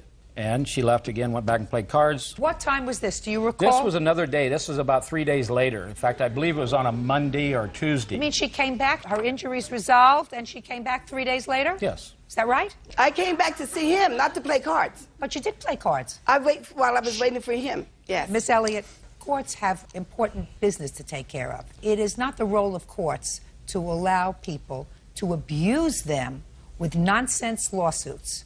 Your lawsuit is nonsense. Okay. You were not injured. If you were injured, yes, you would. was. No. If you were injured, a person of your age knows that if you fall on the floor and if you're injured, you don't sit around all day playing cards. You take care of your injuries. That's what you do. You chose not to do that. And you chose to come back a couple of days later to see him again, to ask him how much money he was going to give you. And while you were waiting, you weren't injured so much that you couldn't sit down and play a few games of Texas Hold'em or wherever else you were going to play. So, Miss Elliott, this is not a windfall day against Mr. Worsham. He offered you $500. You should have taken it. You didn't. He's not offering it anymore. I didn't Your come back lawsuit's to him. dismissed. That's all. Okay, thank you. Parties are excused. You may step out. Ramos, you're welcome, Judge. Parties have been sworn in, Your Honor. You may be seated. Ladies, have a seat, please. Mr. Strong, how long did you and Miss Ramos live together? For approximately almost 2 months. And how long did you date prior to living together? I'd say about 9 months. It is your claim that after an argument, that Miss Ramos got into your car, drove it erratically, drove into a fence, and wrecked your car. Correct. You want her to pay for the damage. Ms. Ramos says that she got into your car because she was escaping an assault by you. And yes, she did go into a fence, but it was because she was fleeing the apartment because you were assaulting her. When did this happen? August 19th, 2004. Tell me about it, Mr. Strong. Your Honor, that day I came home from work. We had gotten into a verbal argument. About what? About money. What about money? Basically, we didn't have no money. So what were you arguing with each other about? Why don't you go get a job? I had a job, Your Honor. And she? She was not working at the time. So were you arguing with her because she didn't have a job? She was arguing with me because I was not making enough money, not supporting us enough. Then we kept arguing. I told her I was going to leave the apartment, went to go get my clothes from my bedroom. You mean you were leaving her? No, I was leaving the apartment for the night. Oh, just for the evening? Just for the evening, okay. So everything could calm down. Went to go grab my clothes. As soon as I did that, she darted out the door, jumped in the car, and wrecked it, Your Honor. Okay, can I see pictures of the car, please? Yes, ma'am. Here's all the evidence right here. Just pictures. There's also Now, pictures after in there of her damage, Your Honor. Now, after she darted out of the apartment into the car, what did you do? I seen her getting into the car from our bedroom. I ran downstairs. By that time, she was already in the car, leaving the apartment recklessly, driving. I ran after her to tell her to stop. As soon as I started to run, she wrecked. I ran over there to see if she was all right. About that time, she ran out the passenger door, ran into the other side of the apartment complex. About that time, I got arrested. Got arrested for what? I got arrested, they said, for domestic violence. All right, Ms. Ramos, let me hear your version of the events. August 19th, 2004, you were at the apartment at 5 o'clock in the afternoon. Yes, ma'am. I actually arrived at 5 o'clock in the afternoon because the evening before I had to go to an appointment. Well, I spent the night at my mom's house, and that night... What kind of an appointment? I actually had to go... I had to go apply for general assistance because we weren't bringing in enough money, and he wasn't allowing me to work. I had to What do you sneak. mean, just a second, what do you mean he wasn't allowing you to work? He wasn't allowing me to work. I don't understand. Put your hand down.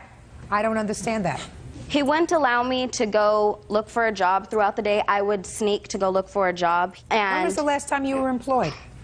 Last time when I was employed, I was 16 years old. And that was at How old are you now? I'm 18 now. And I am employed now. Mr. Strong?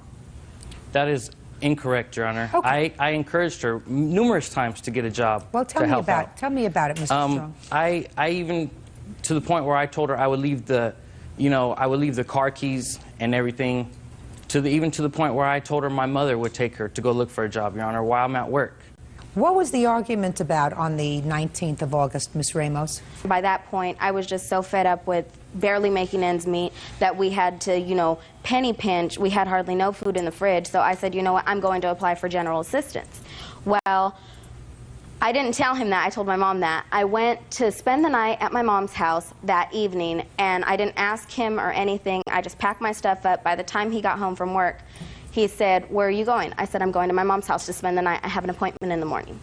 Well, that evening when I was at my mom's house, he called me numerous times. His mom called me numerous times saying that Tony is here. I'm sorry, Robert. They call him Tony. Tony is here at the house. He, I don't know what's going on. He's pacing back and forth. I have no idea what's going on. I told her, well, I'm here at my mom's house. I had to leave for the evening because I have an appointment in the morning. Well, following evening, I went back home. The house was a mess. He wasn't home from work yet. The house was a mess. And finally, he walked in about 5:30, 5:15, and I was in the kitchen trying to clean stuff up. And he said, hi, babe. I didn't say anything to him. And he said, well, what's wrong? Why are you mad? I said, look at the house. Ask me why I'm mad. Look at what you did to the house. He said, well, oh, well. He said, you left me like a dog the night before, so I messed up the house. I said, that's no excuse to mess up the house. So he turned around and I said, you know what? I don't need this. I do not need you or this in my life. I picked up my house keys off the counter, which the house keys did have the extra set of car keys, my cell phone, and I started to walk out of the kitchen. He picked up a knife off of the table, started to tell me that he was going to kill me. He said, if you go and you leave me, I'll kill you. And he said, no, as a matter of fact, I'll kill myself. Started to push the knife into his neck and onto his wrist.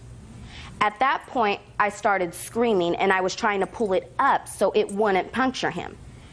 Finally, he dropped it, and he went and he grabbed me by my neck and started pushing me up against the kitchen sink, in the corner of the kitchen sink and the stove. Started choking me. I finally pushed him off.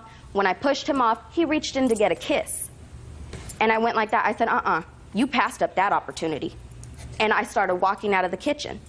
When I started walking out of the kitchen, he ran up to the front door. I got the front door open about this much. The neighbors seen me. I opened up the front door, and he went and grabbed me by my throat and pushed me up against the wall, slammed the front door. He said, you F&B, you're not going nowhere. He grabbed the cell phone out of my hand and threw it up against the wall. That's in the police report, too. The neighbors were hearing everything that was going on Tell me downstairs. what the neighbors were hearing. Who called the police? The neighbors. You didn't call the police? I did not call the police until I finally ran out of the house, but that was minutes later. Where did you call the police from? At the neighbor's house, but that was after I wrecked the car. Judge Judy continues in a moment. You must think that the whole world is stupid, including me. Your Honor, that's... Yeah, listen to me, sir. That never happened. That did happen. Never happened. That did happen. Mr. Strong, never happened in this country, sir. And later today, You mean you didn't say to her, if you do this for me, I'll pay you back as soon as I get the money? You didn't say that to her? No, ma'am. Better off without her, my dear. real cases, real people. Judge Judy. Robert Tony Strong says ex-fiancée Camille Ramos wrecked his Buick Regal. Camille says she was fleeing from Robert after he threatened to kill her. Can I see the police report, please? Yes, ma'am. There are statements from witnesses that seen him hitting me. Sorry. It's a chunky one. Yes, sir. Your Honor, I never once hit her. Never. He pleaded Not- to domestic violence. Not once did I hit Don't her. speak. The only reason I did plead to domestic violence, Your Honor, is because so I can get out of jail. I was facing 6 years in the penitentiary. Listen for to this. me, Mr. Strong. I didn't even ask you the question. You were arrested for domestic violence? I was charged with domestic. I was charged with corporal injury to a spouse or companion, destruction of telephone or telegraphic, and terrorist threat. How long had you been living in that apartment complex, sir? For about, I'd say, a month and 3 weeks, so almost 2 months. Do you know a woman by the name of Melinda? I do not know, sir. Ma'am. She's a neighbor of yours. Police interviewed her. Okay. This neighbor says she saw you push the defendant into a corner and you had your hands around her throat. That's not true, Your Honor. Okay. I never once pushed You- her or grabbed her. Your Honor, I have pictures of my injuries. The police observed that the apartment was in a total state of disarray, sir. There was overturned furniture in the living room. There were broken parts of a cell phone in the closet in the bedroom. The bathroom door was taken off the hinges. Closet rod, which one uses for hanging clothes in the closet, was on the floor in the bedroom. How'd that happen? That happened when I went to go grab my clothes, Your Honor. I was in my closet, and I went to go like this, bear hug all my clothes. When I did that, she pushed me into the closet. You left that out. I fell down, and that's how that curtain thing broke. You left out the fact that she pushed you in the closet, Mr. Strong. How did the furniture get overturned in the living room? I don't know about that one, Your Honor. When I came home, How did the cell phone get broke. get broken and in a lot of pieces, sir? How did that happen? I don't know, Your Honor. You don't know. No. You do know that you pled guilty to domestic violence. Yes, I do know that. Now, when you pled guilty to domestic violence, the judge asked you to make a statement as to exactly what you were pleading guilty to. What did you tell the judge you did on the 19th of August? I just told the judge basically I defended myself. She came after me with a knife. I pushed her away, and after that, I went to go get my clothes out of my closet. She pushed me into the closet.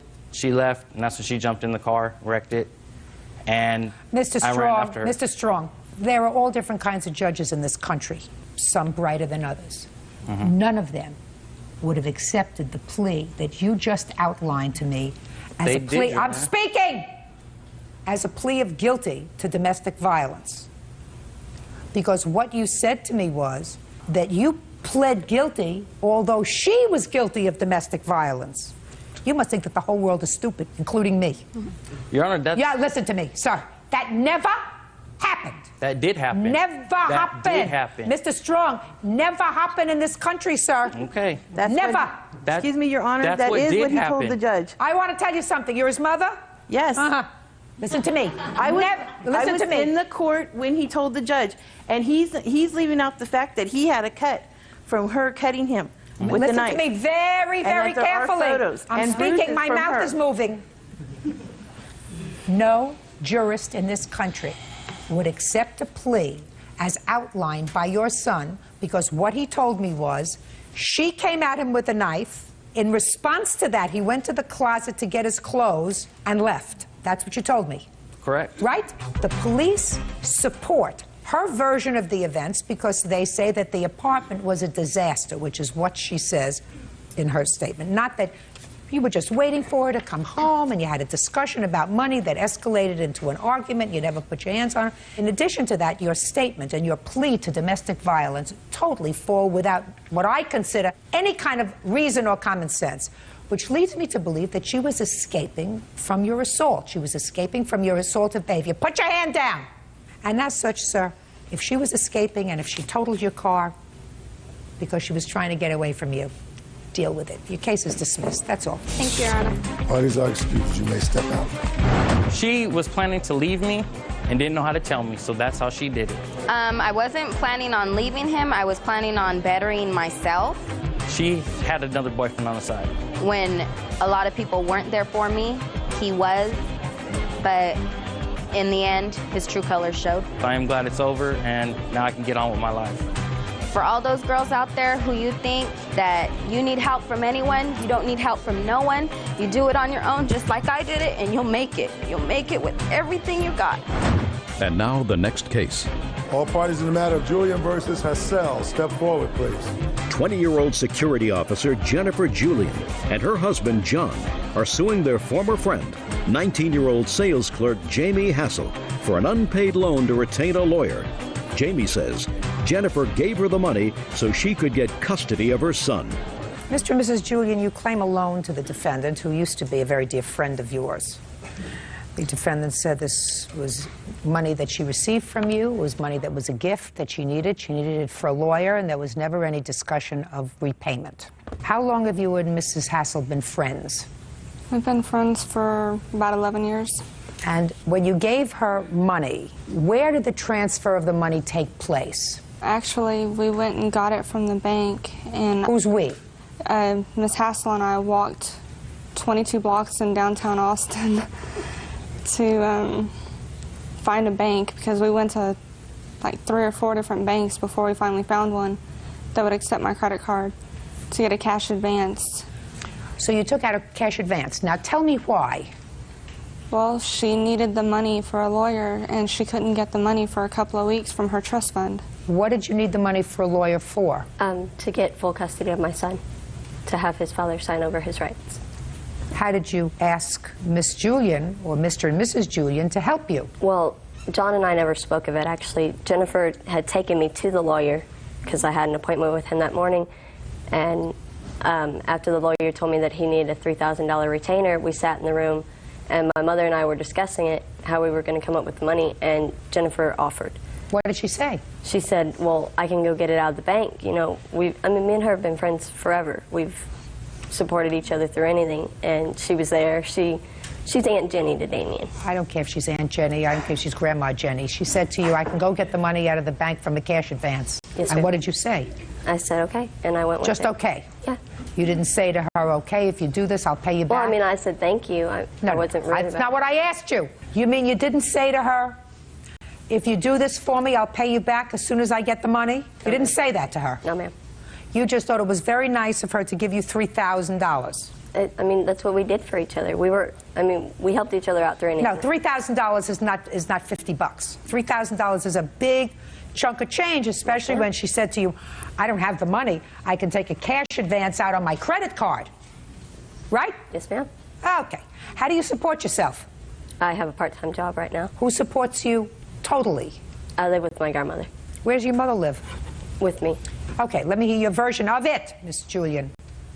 Well, she needed the money, and she couldn't get the money from her trust fund for, I think, 2 weeks. And Is that what she told you? That's what she told me. Okay, go ahead.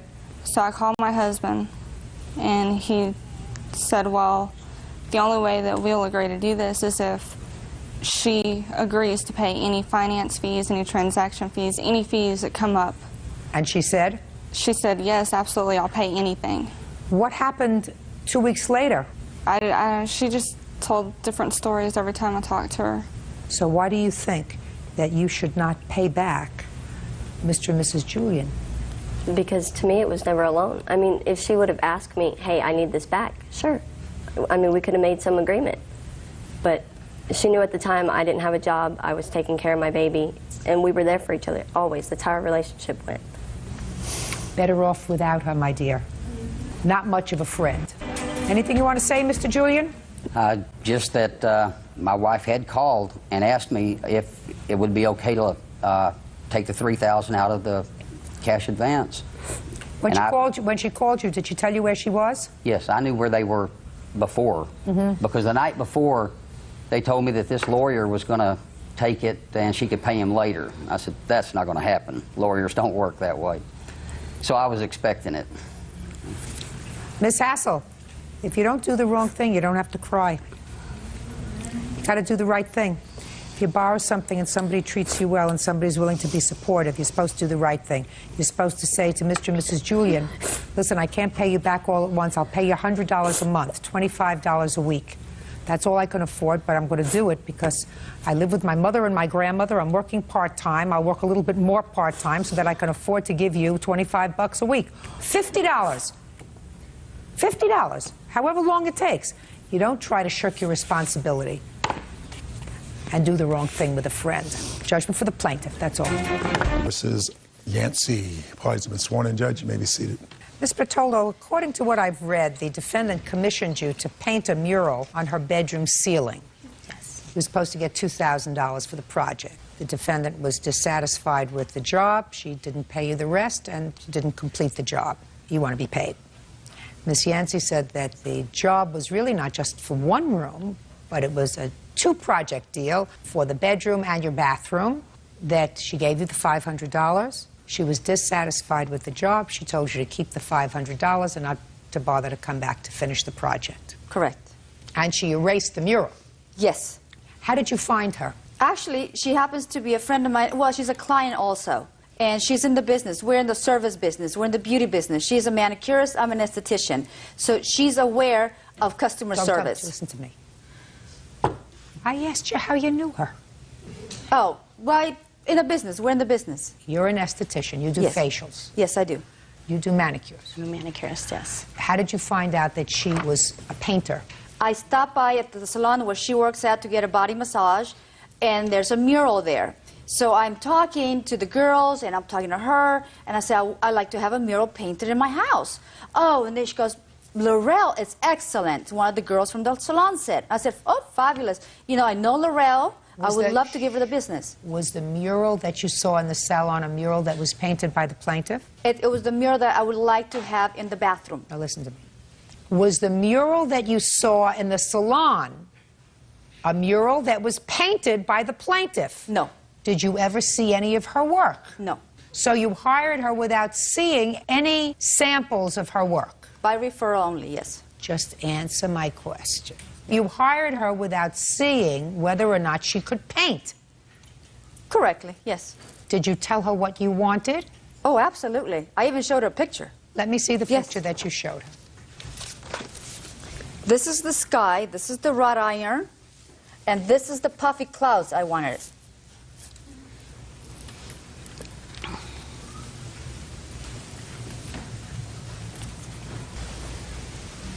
Did she show you this picture? She did. We discussed the wrought iron. I thought in that room it wouldn't be a good idea to put wrought iron. I discussed putting like a scroll or some kind of border around the room because it's a concave ceiling. So we discussed that. She said, okay, fine, if you don't want to do that, you know. Now, this was the work evidently for the bedroom. What about the work she says she wanted to do for the bathroom? She discussed the bathroom, but that wasn't a set anything.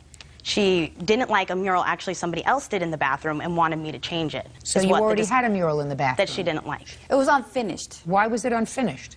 Because the lady never came back to finish it. Okay. When did you start This is an artist thing. When did you start to work? I sat up the scaffolding ladder on the 15th, August 15th, and I put my projector out. And the arrangement was $2,000? Yes. $2,000 to do just the bedroom? Just the bedroom, yes. Did you take pictures of your finished work? Yes. Can I see the pictures, please? Also, I have receipts of paint, if you want.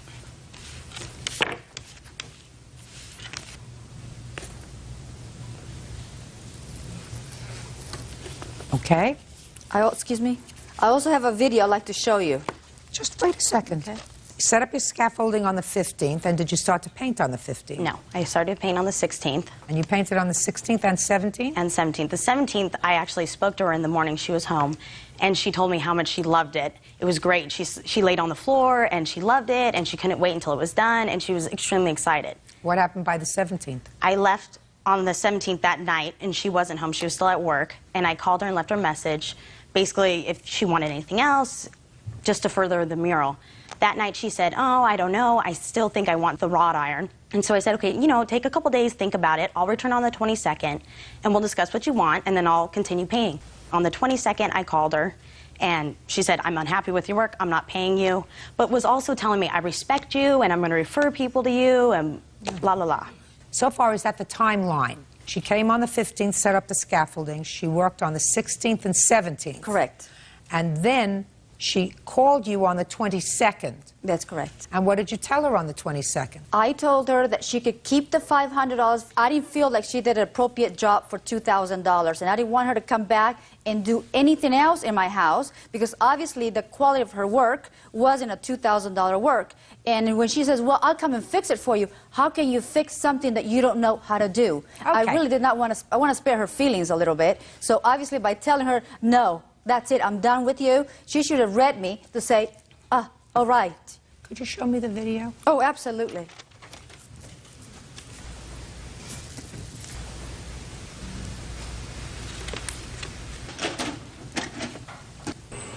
I want to be able to show you the whole picture of the mural. This is what Laurel calls herself a muralist here. This looks like a sponge paint. There's absolutely no depth to that. The closer you get to look at that, if you can see it, all it looks is like an overcast day, if that. It's like a wannabe sky. The wrought iron that's supposed to be, or the scrolls there, is unfinished. The brown doesn't contour properly. That she highlighted. The white ran off the brown. Some parts are thicker than others. In the middle there, I asked for some dahlias, some little pretty dahlias to come through. Those are not dahlias. That's what you call wannabe daisies. This side is supposed to be where I have these fairies kind of peekabooing through the clouds. But instead, what do I get? Look at that. It looks like a little bee that's falling off the sky. I don't take that. That's unacceptable also.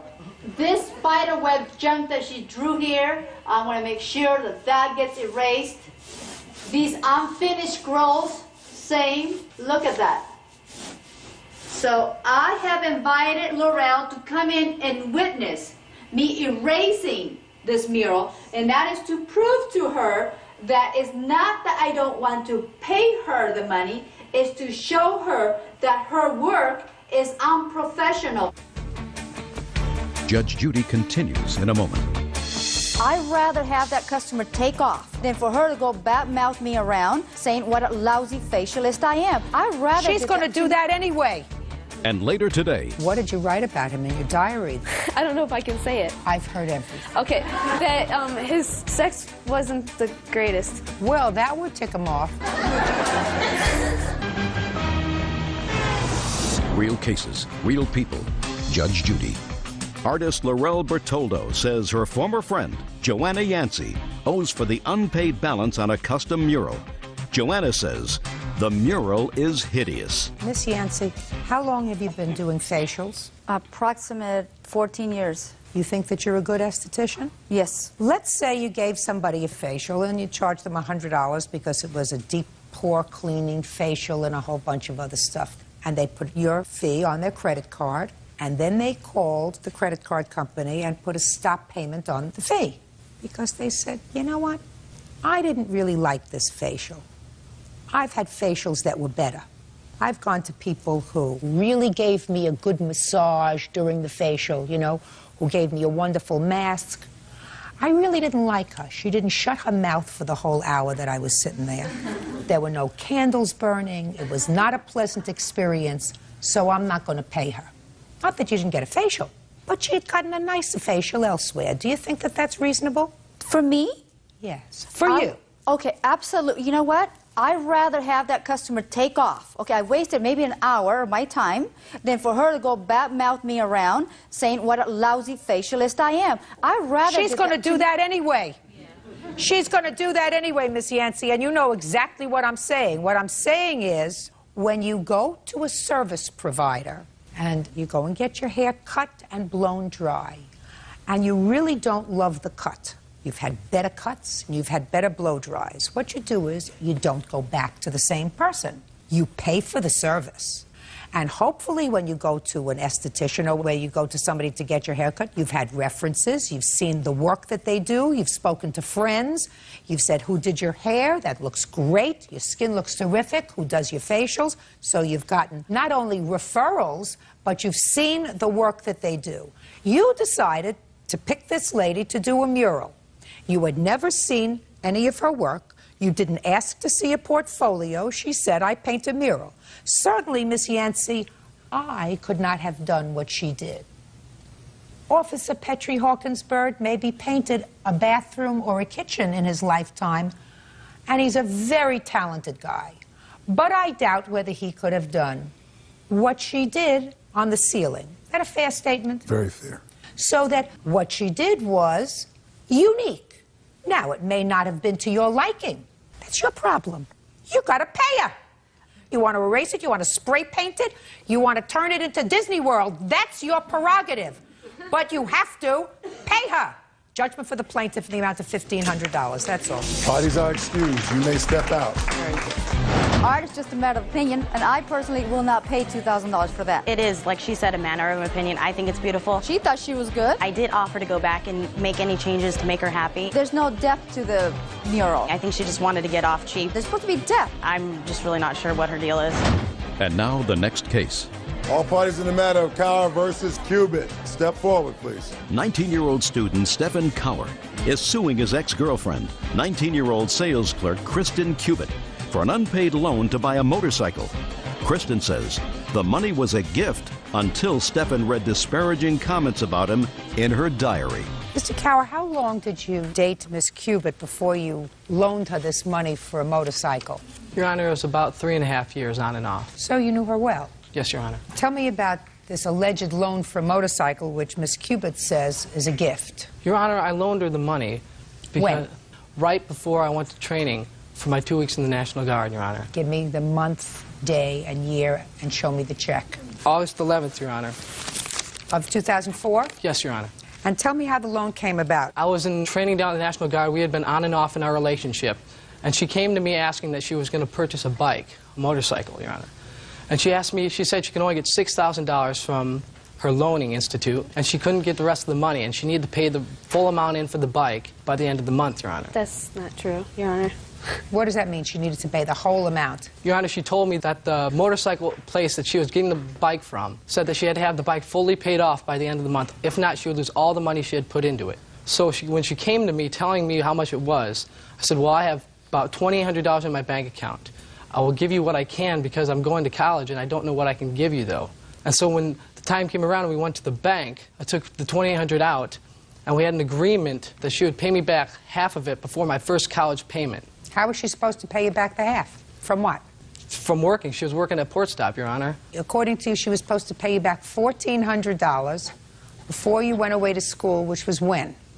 Which is about a week and a half later, Your Honor. How much did she make at this job that she was going to get $1,400 in a week and a half? I don't know, Your Honor, but she said she was going to be able to pay me back that half amount, and I said, if you cannot, I will try to figure something out. I was being very sincere, Your Honor, and trying to help her out the best I could.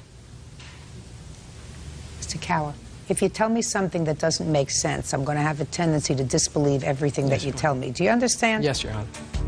Judge Judy continues in a moment.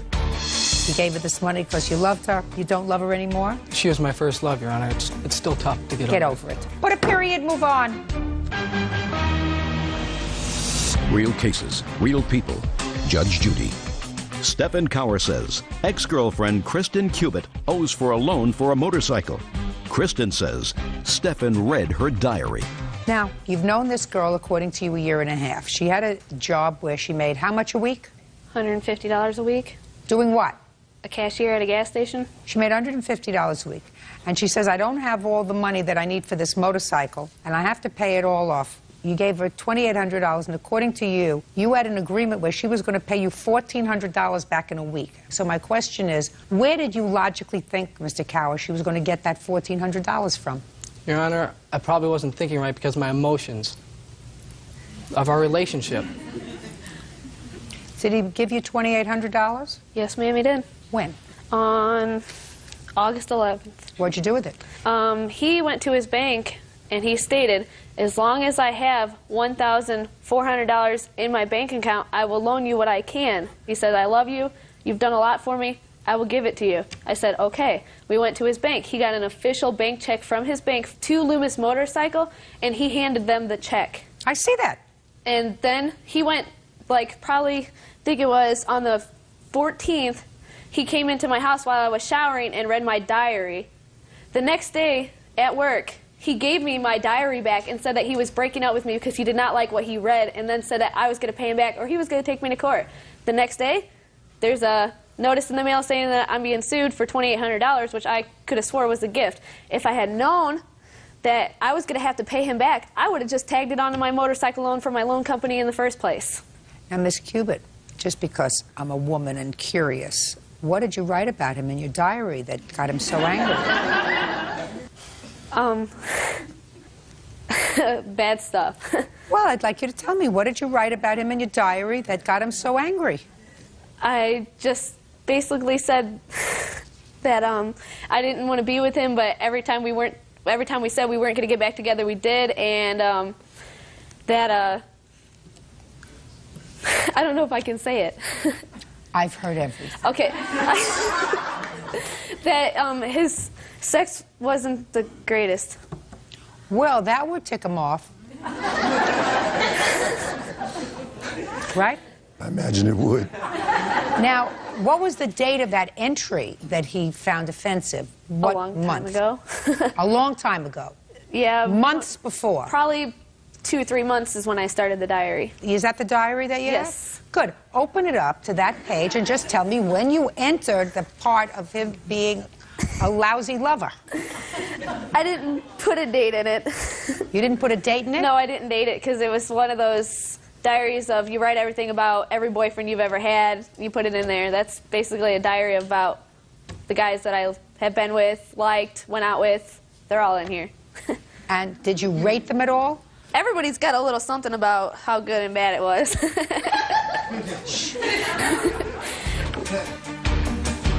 Judge Judy continues in a moment. I read your answer very clearly, and your answer said, and I'm going to read it to you in case you forgot, I approached him about the loan to purchase a bike in August of 2004. That's what you said. But when you approached him, you said, I need money is exactly what I said. Loan, according to what you said here. When I approached him about the loan, right? And how much is your bank loan? $6,000. Plus 28. No, I only took the loan for 6. Plus 28, because that's what he gave you for the motorcycle. Grow up. Listen, never read a woman's diary. It's not a good idea. You ever hear the expression, curiosity killed the cat? Yes, Your Honor. In your case, it killed the romance. Right? Yes, Your Honor. She owes you $2,800. She considered it a loan. You considered it a loan. You gave her this money because you loved her, I assume. Yes, Your Or you thought you did. You don't love her anymore? She was my first love, Your Honor. It's still tough to Get over it. Shh, listen to me. Get over it. How old are you? 19, Your Honor. Put a period, move on. Judgment for the plaintiff in the amount of $2,800. That's all. Parties are excused. You may step out. Fine, Judge. Parties have been sworn in, Your Honor. You may be seated. Mr. Siska, the defendant is your former girlfriend. Correct. And you also have a child together. Correct. Boy or a girl? Boy. How old? Just turned a year, September 5th. Am I correct that you have custody of this child? That's correct. And that the defendant was recently awarded visitation of a supervised nature with the child. Is that right? Actually, the supervised visitation was recently put into effect. I had my son every other day as of June 1st, 2004. But now you have supervised Yes. visitation. And you exercise that visitation? Yes. Okay. I'm going to give you a couple of minutes to tell me what you're suing the defendant for And then I'm going to try to figure out why you're suing her at all. Okay. In May, I moved... May of what oh, year? I'm sorry. 2003. Well, okay, so well over a year ago. Yes. I moved out of my apartment and was staying with Julie. It lasted maybe about a week and a half. We had an argument, and I left her apartment. About 3 days later, she called me up and told me that how she had filed a police report on me. And what actually took place that night was I allowed my dog to jump up on the bed with me to go to sleep. She got angry. What kind of dog did you have? Siberian Husky. A very large dog? Yes. Why? She's my baby. Julie got very upset at it, jumped up and grabbed a hold of my dog, and I reached up and grabbed a hold of her arm. She went down and filed a police report the next day. About 2 months later, I get a letter in the mail asking me to be arraigned in court. Okay, so that's the false charge that you're filing. Correct. Against her. Now, when was your son born? September 5th of 2003. Were you with her when your son was born? No. I wasn't even called to the hospital. Had you lived together between May of 2003 and September 2003? No. Did you see her? Yes. Did you spend the night together? On a few occasions, yes. I'm going to get her version of it, and then I'm going to rule on that part of your lawsuit, okay? Okay. You want to tell me what happened when the dog was called up on the bed to share the bed with you? Okay, a Siberian Husky sheds horribly. I hated his dog, I still do. I reached for her collar to pull her off of the bed. I have a copy of the police report. He did not grab my arm. He grabbed my hair and he twisted me around and started choking me. Threw me to the ground, at which point I tried to get away. I was yelling for my mom, who was sleeping out in the living room. Finally, I was able to get away from him. He proceeded to follow me into the living room, threatened my mom, threatened to have his mom fight my mom. Okay. And then at which point we finally convinced him that we were either going to call the cops or get out. You know, my mom said we should go to the police right away. Okay, so that's your version of what happened. It wasn't just taking you by the arm. It was he was angry because you were pulling his Siberian Husky off the bed. Yes. Okay. Now, from May of 2003, after he left, until September of 2003, when your son was born, you socialized together? Not frequently. I didn't ask you frequently. No, yes, we did. You did? Okay. So whatever it was, you sort of made up. Yes. That's why you have no lawsuit, sir. Do you understand? Mm-hmm. There's such a thing in the law that we call condonation, which means even if she did file a police report because of, you say you grabbed her by the arm, she says it was a little more than that. After that happened, if you sleep together, which you say you did, right? Mm-hmm. Correct. You sort of condoned that conduct. She condoned your grabbing her by the arm, pulling her hair, twisting. She condoned it by sleeping with you. You got that? And if your version is correct, you condoned her filing this police report. Do you understand? Yes. So it was an expensive social event for you. I don't know how else to put that for daytime. That sounded good to me. Let's get to the next order of business. Okay. Go. Well, about a month and a half ago, we went to the state fair in Michigan, and we got into another argument. It had to do with our son. She got upset at our son. This is why I went in for supervised. We were out in the parking lot, and I reached to grab for my son. She was holding him. She reached up and grabbed my arm. You said you reached to grab your son. Why did you do that?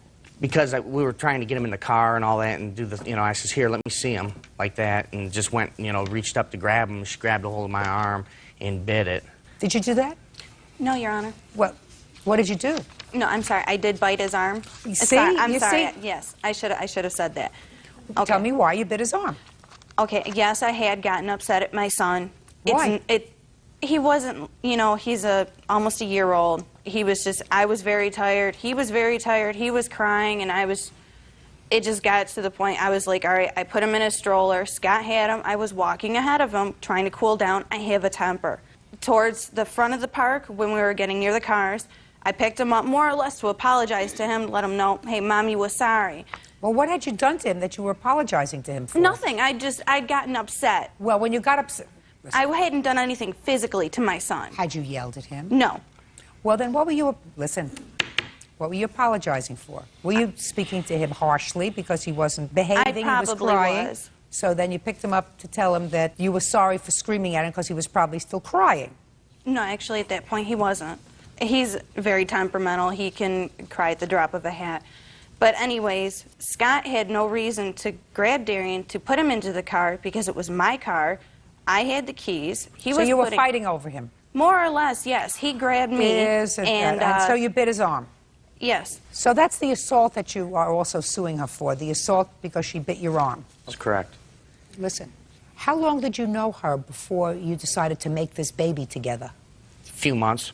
That doesn't sound like good judgment, right? No, Well, you got to start thinking with your noodles, sir.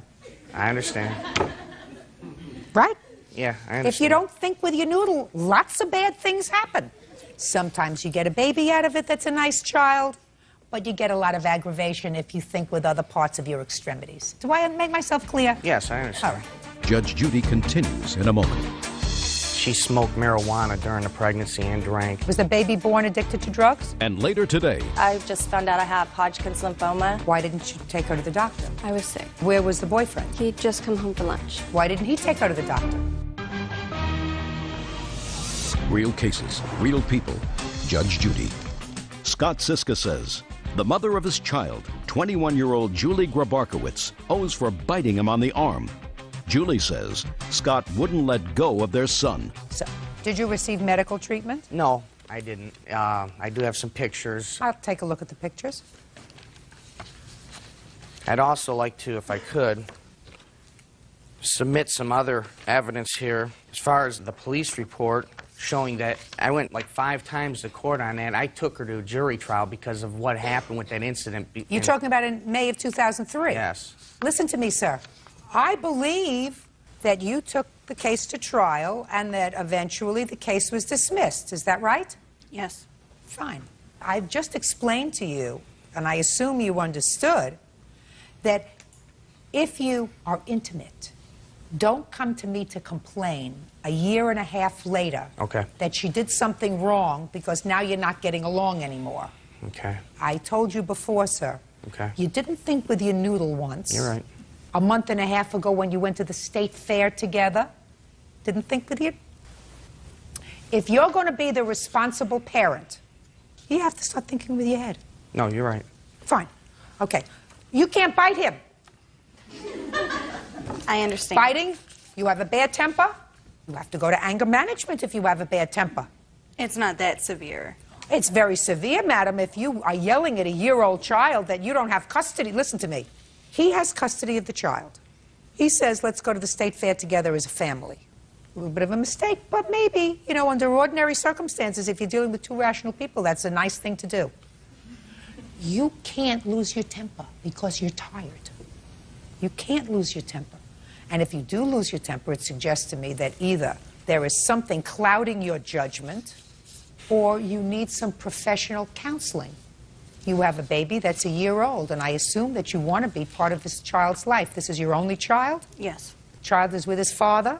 Yes. Who clearly still has a little bit of a soft spot for you because as of a month and a half ago, he was still extending an olive branch to go out and spend the day together, right?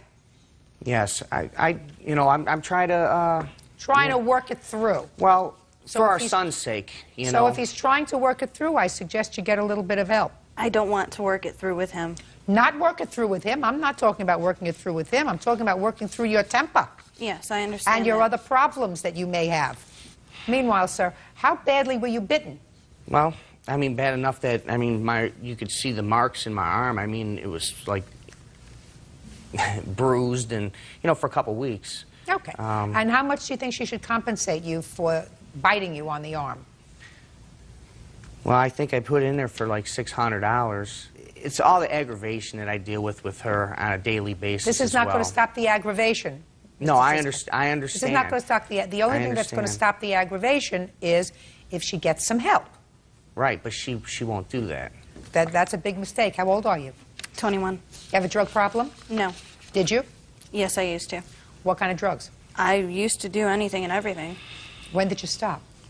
Over 3 years ago, anything and everything, and over almost a year ago for marijuana. In the past 6 months, have you used any drugs? No, I have not used anything, and I have proof to testify to that. Was the issue of your drug use raised at the visitation hearing? Yes, that is why I had a...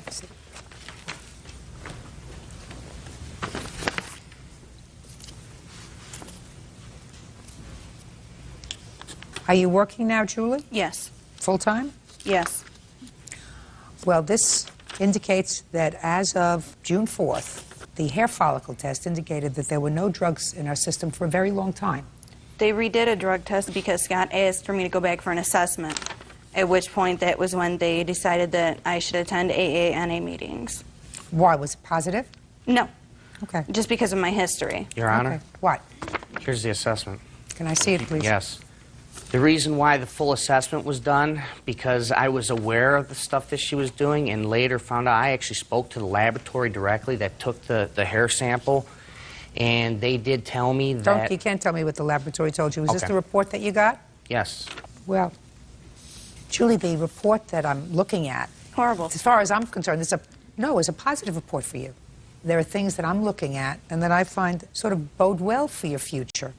You were able to practice abstinence from drugs and alcohol all during your pregnancy, according to this. And you had a long history of substance abuse. Yes. And that you tried on several occasions to get yourself clean. You even went into hospital on 2 occasions. Yes. But at least you knew enough to know that while you were pregnant, if you took drugs, that was going to have an impact on your baby. Why? That's not true. What? She smoked marijuana during the pregnancy and drank, and I was aware of it. That's what caused some of these arguments and the problems that we had. And I threatened custody before the baby was even born because of these issues.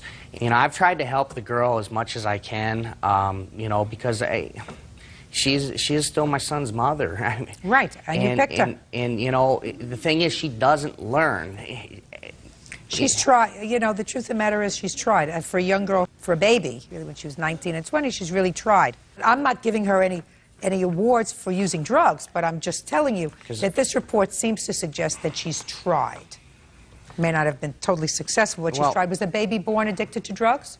No. Was the baby born with fetal alcohol syndrome? No. Okay. Got to continue to work on it, Julie. Real cases, real people. Judge Judy. Scott Siska says the mother of his child, 21-year-old Julie Grabarkowitz, owes for biting him on the arm. Julie says Scott wouldn't let go of their son. All right.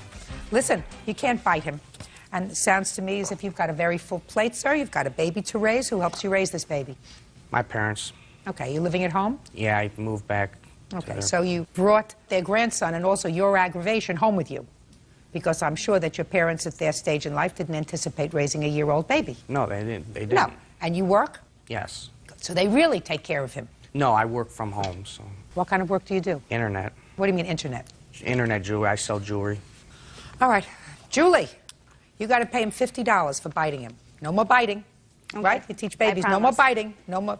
I promise. And do me a favor. Get it together. I will. You made a baby. You're supposed to try to be a good parent. So I'm trying. You're young enough. Do it.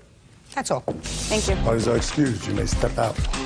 I'm going to take her words to heart and just try to follow them as much as possible. This was more of a lesson to, you know, to be taught here. He's always tried to control me. I don't feel I'm being controlling. He gets upset and he throws his weight around. Really, the controlling person is her mother. Hopefully we can just tolerate each other and raise our son to the best of our capabilities. That's all I want. I hope that things just, you know, we get along and, you know, raise our son, you know, civilly. And now the next case. All parties in the matter of Perry versus Rashid. Step forward, please. 19-year-old waitress Colleen Perry is suing her sister, Jennifer Rashid, for wrecking her car.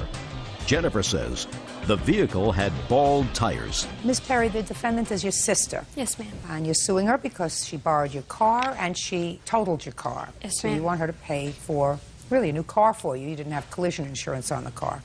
And your sister says it's not her fault that the car was totaled because you gave her a car that was defective, right? Yes, ma'am. Okay. When did you borrow the car, Miss Rashid? On August 18th, because I had a doctor's appointment. Colleen was supposed to bring me to the doctor's appointment. Did you live together? No. She and her boyfriend lived together, and I spent the night with her so she could take me to the doctor in the morning because my other sister, who I count on to take me to these doctor's appointments, I just found out I have Hodgkin's lymphoma. She couldn't do it, so Colleen was my chance to go to the doctor. She was my only way. So you slept at her house the night before in order Yes. to go to the doctor? Yes, ma'am. Correct? Yes, ma'am. Why didn't you take her to the doctor? I was sick. Where was the boyfriend? He'd just come home for lunch. So he was there? Yes. Why didn't he take her to the doctor? Because he had to go back to work. What kind of work? I'm an auto mechanic. I only get a 30-minute lunch. I come home early to try and wake her up, but she wasn't feeling good. Okay, so you took the car because your sister wasn't feeling okay. She wasn't feeling good, so I said, I'm going to take the car. And Eric told me, he said, well, if you take the car, you need to be careful because the tires are slick and you'll run right off the road. And that's exactly what I did. It was raining. It started to get kind of flooded. The water was about this high on the road. Okay, so he told you that the tires were bad? Yes. So he warned you? He warned me, but I still had to go to the doctor. So you took the car anyway? I did. Were you present when your boyfriend told her that the tires were bald on the car? I was laying down on the couch. So you knew that the tires were bad on the car? Yeah, the two back tires were bad. And you let her take the car anyway? Yes, ma'am. So why are you suing her? You gave her a defective car. Why are you suing her? Because when she wrecked the car, we went to the hospital. And at the hospital, she said that she would pay me back. She said, I don't know how I'll ever repay you, but I'll pay you back somehow. Well, right now she doesn't want to pay you back. Right now she says you gave her a defective car and it almost killed her. Right? Which you did. You gave her a defective car. Why in the world would she pay you for putting her in a position where she could have been killed? But she knew that the risks whenever she took You knew the risks. But she knew too. She sure did. You placed her in harm's way. You should have said, you know, you can't take this car. This car is in very bad shape, and you can't take the car because if you take the car, you may get killed, and I don't want to be responsible. So, goodbye. Your case is dismissed. You may step out. 494 on the calendar in the matter of Price versus Alvarez. Thank you. You're welcome, Judge. Parties have been sworn in. You may be seated. You folks have a seat. All right, each one of you has allegations against the other, multiple ones, so I'm going to try to simplify this as best I can. Mr. Price, you rented an apartment to Miss Alvarez. That's correct, Your Honor.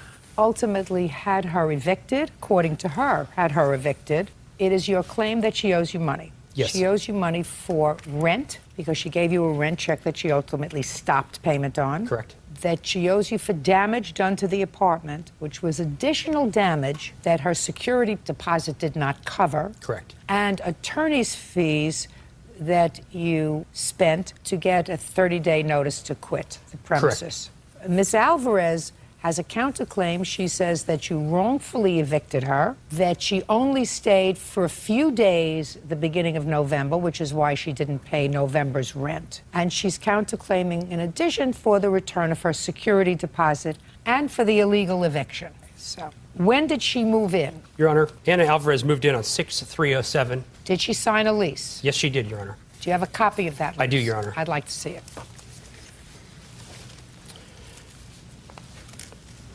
Copy of her lease.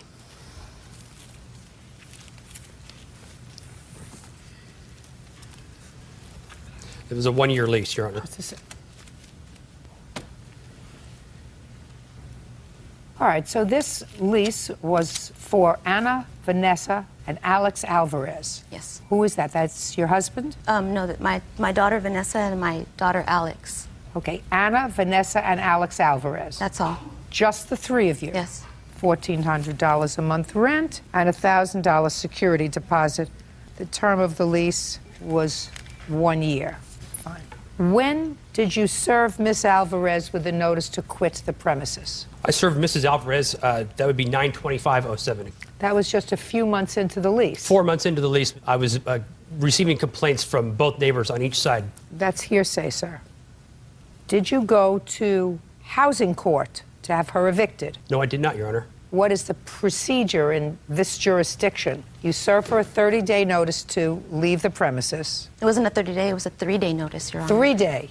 3-day. When? The date that Max said, I don't remember right now. When did you serve her with a 3-day? On the 25th. Of what? Of September. My lawyer served her a performer quit notice is what it was. She had Can a I choice. see that? Yes, Your Honor, you may. I'd like to see it. That was a performer quit notice.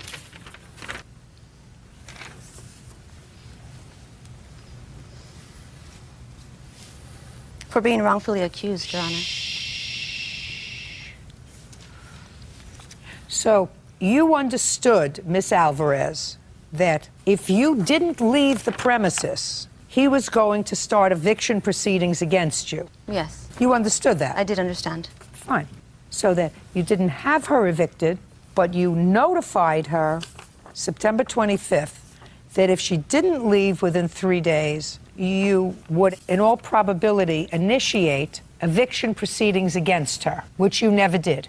Correct, because she decided to perform. Just a second, but you never did. Never did, Your Honor. Okay, when you received this, Miss Alvarez, what did you do? I panicked and I went to the police department and showed the police department and told the police department they're wrongfully accusing my 2 daughters. Just a second. What did you do? You have the following options. You can either choose to leave, or you can say, bring on eviction proceedings, we'll go to court, and we'll appear before the judge. You present your case, I'll present my case, and then the judge will determine whether or not I'm to be evicted. You understood that, Miss Alvarez? Yes, I think so, yes. Okay.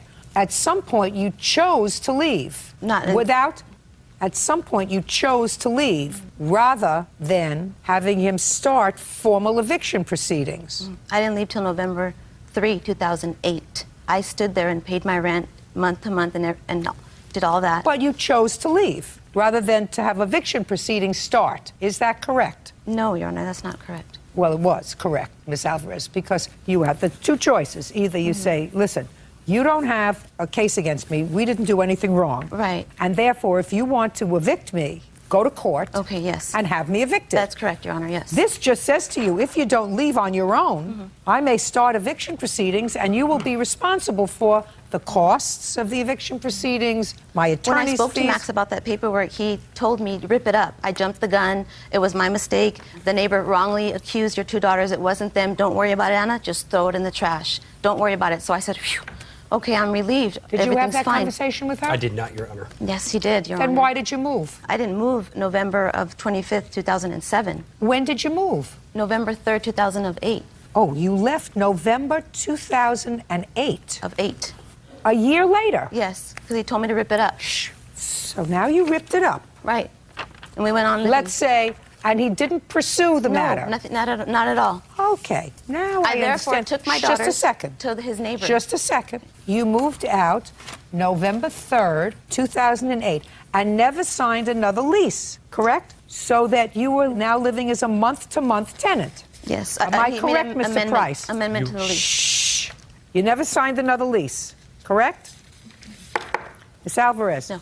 After this, you never signed another lease, so now you're living as a month-to-month tenant. Yes, that's correct, yes. And you chose to leave on November 3rd, 2008. Why? I didn't want to leave, but Max was constantly, 5 days out of the week there. Just there. He would come by to water for 5 minutes. He would come by to just walk and stand and move trash cans from one spot to another spot. I had a patio furniture outside. He would fold up my chairs and put them away the way he liked them. I wear construction boots to work. I like to sit on my patio chairs when I get off of work. You weren't happy to move. No, he was just constantly there, like he lived there. Okay. Like he was there. Fine. He was constantly there at his 5 place. days out Fine. of the week. You moved. You moved. Where did you move to? I moved up the street. In the next city over. Up the street, the next city over? How? In Azusa. Where I used to rent from Max was Glendora. I moved into Azusa. I had So to you move went to right a new away. town? Yes, I did. Did you move into a new apartment? Yes, I did, Your Honor. Why didn't you move out on October 31st? October the 31st? Yes, 2008. Because I just didn't. Well, you can't stay there in November without paying rent. I did give him a rent check. I gave him a rent check. I stopped payment because he came into the house. Max came into my apartment. The reason why I left, Your Honors, Max came into the apartment 3 times without me knowing, with no notice, notice at all. The very first time when I first moved in, he came in to rearrange furniture. I'm not interested in the very first time. You The stayed there. second time he came in with my daughter there. When? I believe that was August 20th. My daughter panicked and called me at work. August 20th of what year? August 20th of 2008. Okay, but you didn't leave until November of 2008. I went to the police department. They told me what to do. Don't tell me what the police told you. Real cases, real people. Judge Judy. Max Price says former tenant Anna Alvarez owes for stopping payment on a rent check and for damages to her apartment. Anna is countersuing for 2 security deposits and lost wages. My question is a simple one, Miss Alvarez. Why didn't you move on October 31st, 2008?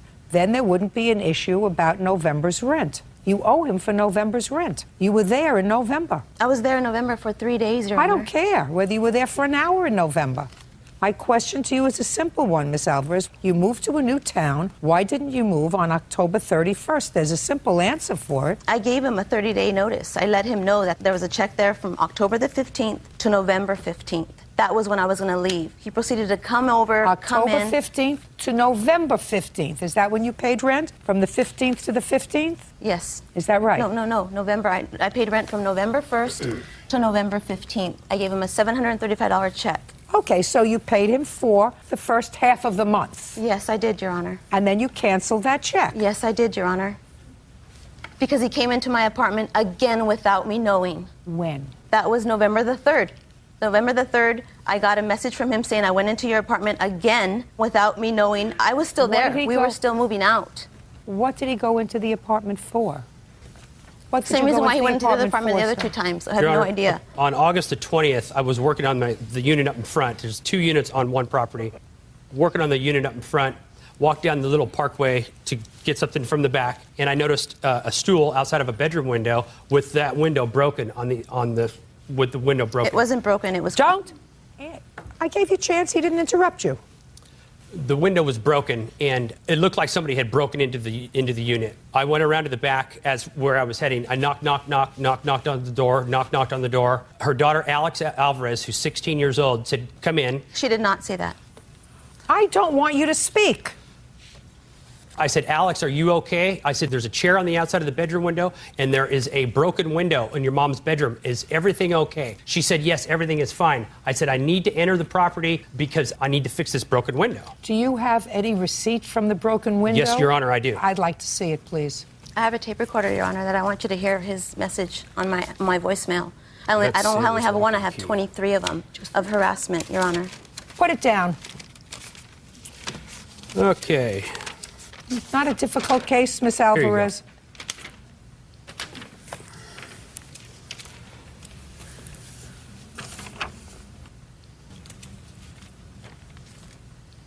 What was the address of this house, Miss Alvarez? 739 in Glendora. Well, why would he fix a window if it wasn't broken? It wasn't broken. It was the place is old. I don't know how old it is, 1951 or 19 something, but it was stuck. It was closed. So when I went to open it for the first time, I had one window open and the other one closed. I tried to palm it up to make it go up, and it lightning bolt cracked, and that's what he's talking about. And for him to see that lightning bolt crack, Your Honor, he would have to be looking like he constantly. Miss Alvarez, you owe him for November's rent. The half that you gave him when you stopped payment on the check. How much was that? $735. $735. So far, that's what you owe him, Miss Alvarez. Now, there's an issue with regard to security deposit, Mr. Price. She already gave you a $1,000 security deposit. I would like to see the condition of the apartment that she had before and after. Okay. I have pictures here, Your Honor, along with receipts of before and after. There's before, the good ones are the before. I put $7,000, maybe $8,000 worth of before she moved in. The place was completely immaculate, brand new, and she will testify to that. She was very pleased and thankful that she was able to move into such a clean So these place. are the after pictures or the before pictures? Well, those are before and after, Your Honor. Well, what you're talking about is scratches on the floor, sir? Yes, severe scratches in which the tenant that has now living in the place has called me on it, and, well, they had to be fixed. I had a twin bed in the bedroom. They had to be fixed. Shh. I had a twin bedroom in the girls' room, and yes, one of the wheels of the twin bed broke off, so that's what it did scratch it. I do know. I am aware of that. I do know that, Your Honor. Well, then he has to have all these floors redone. It's just a small scratch in the bedroom. You can't just do one little piece, Miss Alvarez. You can't just do one little piece of a floor. You got to do the whole. You got to scrape down the floor, resand it, and then finish the whole floor. You can't just take a square and redo it. Would you show this to Miss Alvarez, please? I've seen the pictures of the floor.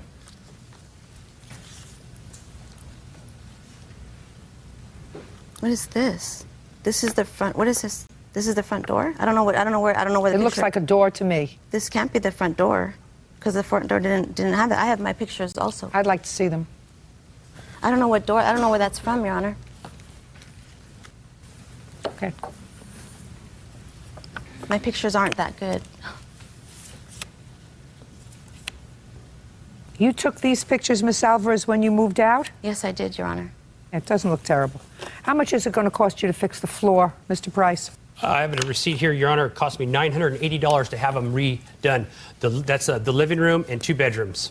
What was wrong with the living room? The living room pictures are also in there. It looks like the scratches to the living room, I could point them out to you, were maliciously done. Well, or it could have been from the dog that she should not have had inside of the house. We don't have a dog, I'm not Your sure Honor. where they came from. We don't have a dog, Your Honor. That's a picture of the living room right there. Just the living room, because I saw the... Yeah, these are bedrooms. That's the living room right there. And it's right in the center of the living room.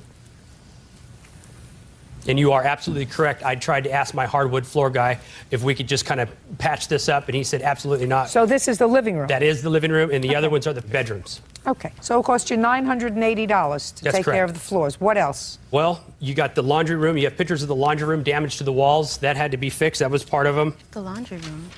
The place had to be repainted, and the Good. walls had to be cleaned That's before okay. they So were just painted. do it. That's which you're is the landlord. You do that. typical wear and tear. That's the that you screens. take care of. Here are some the screens from the daughters sneaking in and out of the property at nighttime. My daughters don't sneak in and out of the property at night. The screens were bent. No, There's that. my daughters don't do Mr. that. Price, hey, shh. Mr. Price. Yes, ma'am. You've got Your your Honor. $1,000 security deposit? I'm sorry? You had her $1,000 I did, Your security Honor. deposit? Good. That took care of the floors, and you totally have new floors. Okay, yes, I You're do. also entitled to $735. You are entitled to that. You are entitled to her rent. Your Honor, I had to leave. I assume that if I had to leave because he came into my apartment with my 16-year-old daughter. Listen to me. Miss Alvarez, you should not have canceled your check. Do you understand? If you had not canceled your check, once you gave it to him, we would not be here today. Because Mr. Price, I assume, has better things to do than to come to court. You irritated him by writing out a check and then canceling it. And you didn't move out until after November 1st. So he's entitled not only to a half a month's rent, he's entitled to a full month's rent. And you damaged the floor. I don't care about the painting, I don't care about anything else. Normal wear and tear, maybe a little bit more, but he spent $1,000 to sand the floors because of damage that was done to the floors. So you lost your security deposit. But we wouldn't be standing here today if you moved out of the apartment on October 31st. I had to leave, Your Honor. I had to. I had to. Listen, Miss Alvarez, to me, you're not a victim, madam. I know that you're putting on your victim face to me, but you're not a victim. You had the opportunity to leave on October 31st. You told him you were going to leave. You gave him notice that you were going to leave, and you were going to leave in October. Instead, you stayed till November. And if you paid him for the first 2 weeks in November and decided that for one reason or another your new apartment wasn't ready, you couldn't move, when you thought you were going to move, the other tenants didn't move out of the new place, so you needed an extra few days, what date did you move into your new apartment? October the 15th I moved in. I paid extra so I can have both to get my stuff out. So you had a place that you could stay and live on October 15th? Yes, I believe it was October. It was both. So you gave him money so that you could move slowly, paint, decorate, do whatever you had to do. No, that's not true. Well, then what did you pay him rent for from November 1st till November 15th, Miss Alvarez? Because I was You said you gonna be gave there him a for 2 check. weeks. And the check was from November 1st to November 15th, $735, and then you canceled it. I canceled it because he came into the place where I don't was want to still hear that at. again. I'm not interested. I don't care. I want to know why you gave him a check from November 1st to November 15th if you had another premises that you were paying rent on starting October I think 15th. it was October the 15th. I'm not sure. Judgment for the plaintiff in the amount of $735. Your counterclaims dismissed, Miss Alvarez. That's all. Parties are excused. On the calendar, the matter of Winters versus Cornejo.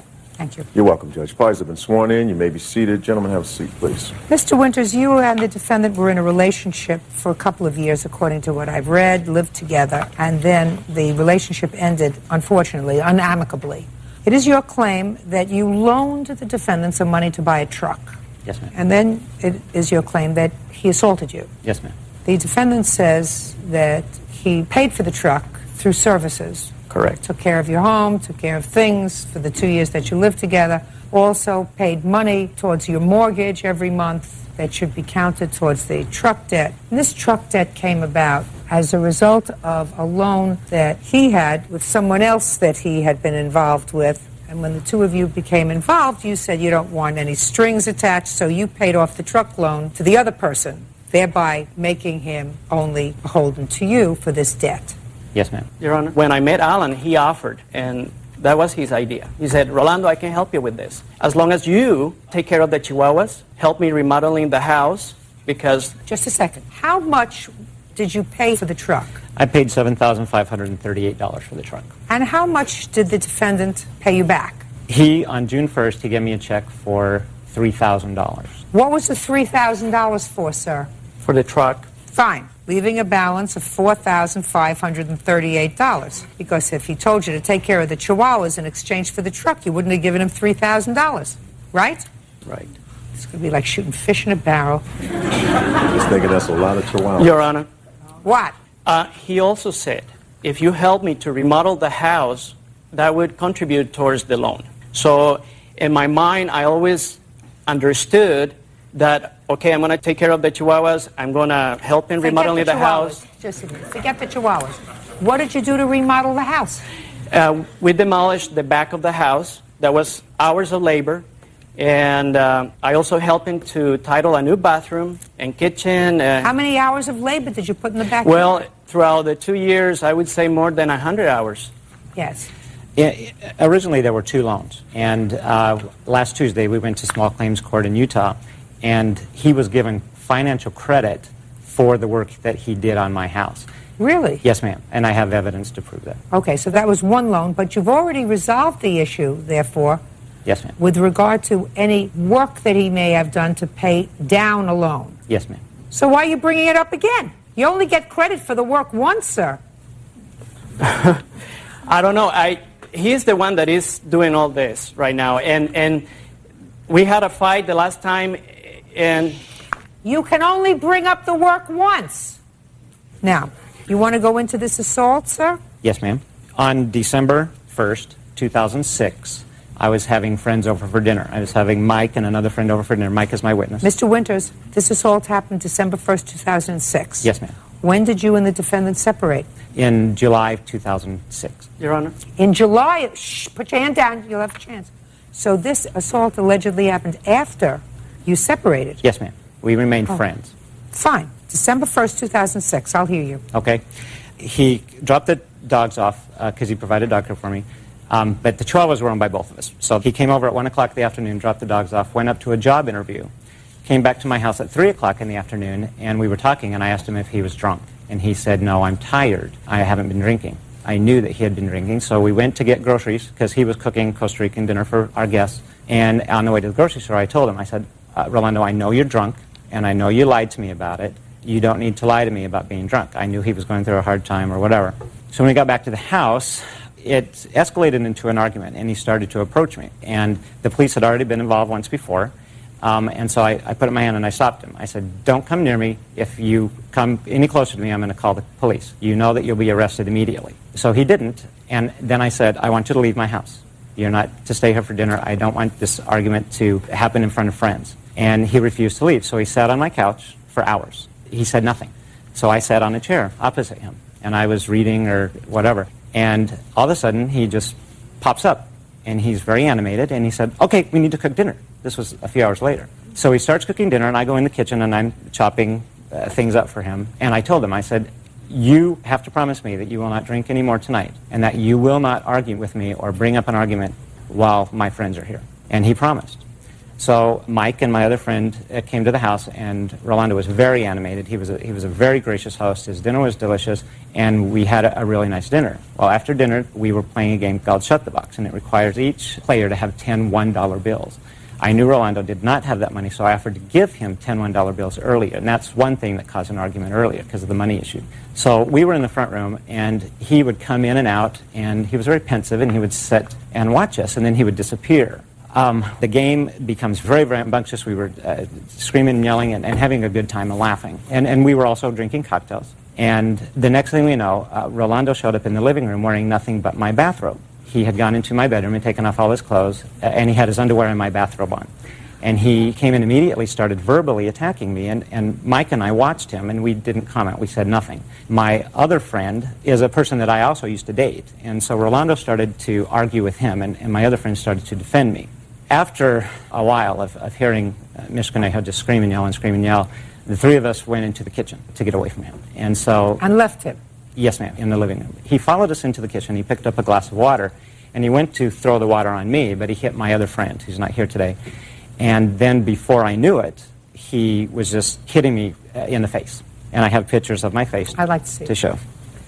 I also have a letter from the Victims Resource Center from Salt Lake City. So Mike and my other friend grabbed Mr. Conejo and held him down, but he wouldn't stop fighting. There was blood all over my kitchen. I went into the bathroom to see what my face looked like because I'm a flight attendant. They won't allow me to fly when my face is cut up. And it came to a point Rolando would not stop. He just would not stop.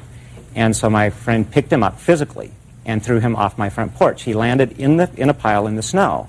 And my friend wasn't even sure if he was hurt because he landed on a sidewalk in the snow. He was wearing his bathrobe at the time? He was wearing my bathrobe at the time. And so a few minutes later, Mr. Conejo once again jumped up and took off. And that's why I didn't call the police. Judge Judy continues in a moment. You know, he has to have help in order to get rid of this problem. Unless you have a problem, too. I don't know if you have a problem, too. But he has a problem. And later today... How could they be so stupid? What did they see in him? Why would they want to take their hard-earned money and give it to that piece of nothing? Real cases, real people. Judge Judy. Alan Winter says ex-boyfriend Rolando Conejo owes for a truck loan and for assaulting him during a dinner party. Okay, Mr. Conejo, let me hear what happened on December the 1st, if Okay. you remember. First of all, I want to mention that we were still in our relationship. Wonderful. after What happened December. on December 1st? And December 1st... Tell me how he got all cut up. And December 1st, he called me and said, Rolando, come over. I want to invite you to have some cocktails to drink. And I went over to drink with him. And then he's like, we can invite some people over to play games. And that was Mike and his other friend. And Alan and me and his other friend, we were drinking. I had been in this relationship for 2 years. It was very dysfunctional. Alan would come from flying, and he I would... don't want to hear about, I want to hear about December 1st. Well, we were drinking, and Alan punched me on the face because I told their friends that I had to put this facade pretending that we were in this good relationship. So he punched me in the face because I said that, and then he started attacking me, and we got in this fight. His friend... May I see the photographs of your face, please? I don't have a photograph, but I... He punched you? He punched me first. Then did you... I'd like to see the police report. I don't have one, but this is a pattern that Alan has. I don't want to hear pattern. I want to hear police report. In May, we had a fight. I don't want to hear May. I want to hear December. I don't have a report on that. Where did you go after you ran away? I didn't run away. He kicked me out of the house. Where did you go? I went to John, that is my witness. John, stand up. John, you have a last name? Crapo. Mr. Crapo, you remember December 1st? I do. I'd like you to describe the defendant's condition when he came to your house. First, how did he get there? He said he walked. It's about Fine. 3 blocks away. Then what was he wearing? A bathrobe. And how did he appear to you? Very distraught. He was crying. He was bleeding. Listen to me. Was he drunk? Yes. That's it. Okay. You have a drinking problem, sir? You have an alcohol problem. You know, I've been in the business for a long time. I can tell alcohol problem from a mile away. You have to stop drinking. He may be able to handle it. You can't. You have to stop drinking. Are you living with this gentleman now? I am. You know he has to have help in order to get rid of this problem. Unless you have a problem, too. I don't know if you have a problem, too. But he has a understand what you're problem. saying. I understand what you're saying. Have you suggested to him that he get some help for his drinking? No. Why not? I'm not sure it's to that point. It's that point. He needs help for his drinking. He may be a functioning alcoholic, but he needs help for his drinking. As does Alan, I believe. Not the same way. Okay. Judgment for the plaintiff in the amount of $5,000. That's all. Thank you, Your Honor. Parties are excused. You may step out. He just has an anger problem. He has jealousy problems. It was a very dysfunctional relationship because he would come home with emotional problems, issues, and it was not good. He definitely has an anger problem and alcohol as well. Alan is an alcoholic too. At first I thought he was kidding because this was the first time I've ever seen it. He was the one that initiated all this, inviting me to drink. Then I saw it escalate and it was like a wild animal, out of control. I think he deserved it. We will never see each other again. And now the next case. All parties in the matter of Howlett versus Lloyd. Step forward. Laura Howlett is suing her ex-boyfriend, William Lloyd, for a loan to pay his taxes. William claims the money was actually a gift. How old are you, Mr. Lloyd? 38. What kind of work do you do? I drive a truck. How long have you been doing that for a living? 7 years. Before that, what did you do? Mechanic, auto mechanic. Always make a living? Yes, ma'am. You have any family? Yes, ma'am. What do you have? 2 sons, How old are they? 18 and 16. Have you supported them over the years? Yes, ma'am. They don't live with you. No, ma'am. Pay your taxes? Yes, ma'am. Well, this particular occasion, you owe the IRS some money, Yes, ma'am. which means at some point you didn't pay all the taxes you were supposed to pay. Somehow, during my W-2s, my dependents got messed up. That's why I owe taxes. Well, your dependents didn't get messed up. You've always had only 2 sons, right? They weren't messed up. No, ma'am. Talk about on the regular taxes you filled at the beginning of the year. I had more dependents on it than what I should have. That's why I owe taxes. Well, when you had more dependents, where did you get them from? Ma'am, I only have 2 children. Right. So how could you have more dependents? I filled out the paper wrong for my taxes. Fine. And whose problem was that? That was mine. And whose mistake was that? That was mine. Whose bad was that? That was my bad. Now, Miss Howlett, this is your case. Yes, this ma'am. used to be your boyfriend. Yes. And he had this debt to the IRS. Mm-hmm. You paid the debt according to the IRS for him. I did. And you want him to pay you back. And Mr. Lloyd says it was very nice of you to pay that debt, but it was a gift. You took that upon yourself, and he has no intention of paying you back. Not at all. No. So, how long did you know him before you paid this debt? We started dating in May 2006, and I paid the debt August 24th, 06. You a working lady? Yes. What kind of work do you do? I'm a dispatcher. Trucks? Yes, for a petroleum company. Is that the trucking company he works for? No. No, ma'am. Mm-mm. Sorry. Do you ever watch this program? I do. When you watch this program and you see women standing in the position that you're in, I know. and you say to yourself, how could they be so stupid? What did they see in him? Why would they want to take their hard-earned money and give it to that piece of nothing? I would never do anything so stupid. Didn't you say that to yourself? I did, and I'd say it to myself now about myself. Judge Judy continues in a moment. There are certain things that are positive in this life, sir. One is death And taxes. and taxes. What kind of pain is there if somebody else pays your taxes? Do not answer me, sir. Real cases, real people. Judge Judy. Laura Howlett claims ex-boyfriend William Lloyd owes for a loan to pay his taxes. Okay, so tell me how it came about. We started dating May 06. We got serious pretty quick. I discussed with him moving in with me when his lease was up September 15th. Okay. Yes. He kept getting the bill from the IRS that he had made a payment plan. He made a payment plan with the IRS? With the IRS, yes. What was your payment plan with the IRS? $100 a month. That sounds great, sir. Yes, ma'am. So what happened? I was making $100 payments a month. And were you living together at the time? By the second payment, yes, ma'am. Okay. Sorry. And she saw you making this $100 payment. Yes, ma'am. When I would go over to her house, I would give her $100 cash. So you would give her $100 in cash? Yes, ma'am. And then she would pay it over the computer. Just simpler than send it by. To the IRS? Yes, okay, ma'am. good. Go ahead. And then the third payment, of which we're here for now, for I don't know why, she was on a computer, and I asked her if she would make my payment for me. And she said, yeah, when she got done what she was doing. And so I was sitting on the couch watching TV, so I said, I'll be up in a few minutes, and I'll give you the money. So I watched TV, and I went upstairs, and gave her the $100. And I don't know exactly what she said, because I don't want to say verbatim, but she had paid it off, my whole entire balance that I owed the IRS. I never asked her to, I never begged her to, I never even brought it up. Good. So you had the $100 in your hand. Yes, ma'am. What did you do with the $100? I gave her the $100. Did she take it? I believe so. Oh, so she paid the $21.97 to the IRS, and you gave her $100, which she accepted because you were paying her instead of paying the IRS. Right, for my $100 payments. Right. Keep going. After I gave her the $100, I assumed that she made a $100 payment, just like she had done for me before. Right. And then turned around and she had paid it off. So? I never asked her to, I never... No. And what happened the next month? Did you give her $100 next month? No, ma'am. Did she ask you for it? That month, I believe I had moved out by that time. Oh, did you try to give her the $100? No, ma'am. Why not? Because I didn't... You gave her the $100 the month before when she had paid off the whole thing, and she took it? I gave her the $100 before I knew that she had paid off Yeah, it but off in sir, full. then you understood, because she accepted the $100, that instead of her going on her computer every month to pay the IRS, she paid it off, and you would pay her back the $100 a month. No, ma'am. I paid her $100, assuming that she was making a $100 payment for me. But she accepted it. Didn't you hear me? Yes. But I had made the payment after the fact she had told me she had paid it off. If I asked her to pay it off, why would I set up a payment plan with her when I already had it with the IRS? You understand what I'm saying? Mr. Lloyd. Yes, ma'am. Who screwed up with the IRS? Most of the people at the IRS. No. Who screwed up with the people at the IRS? I'm talking to you.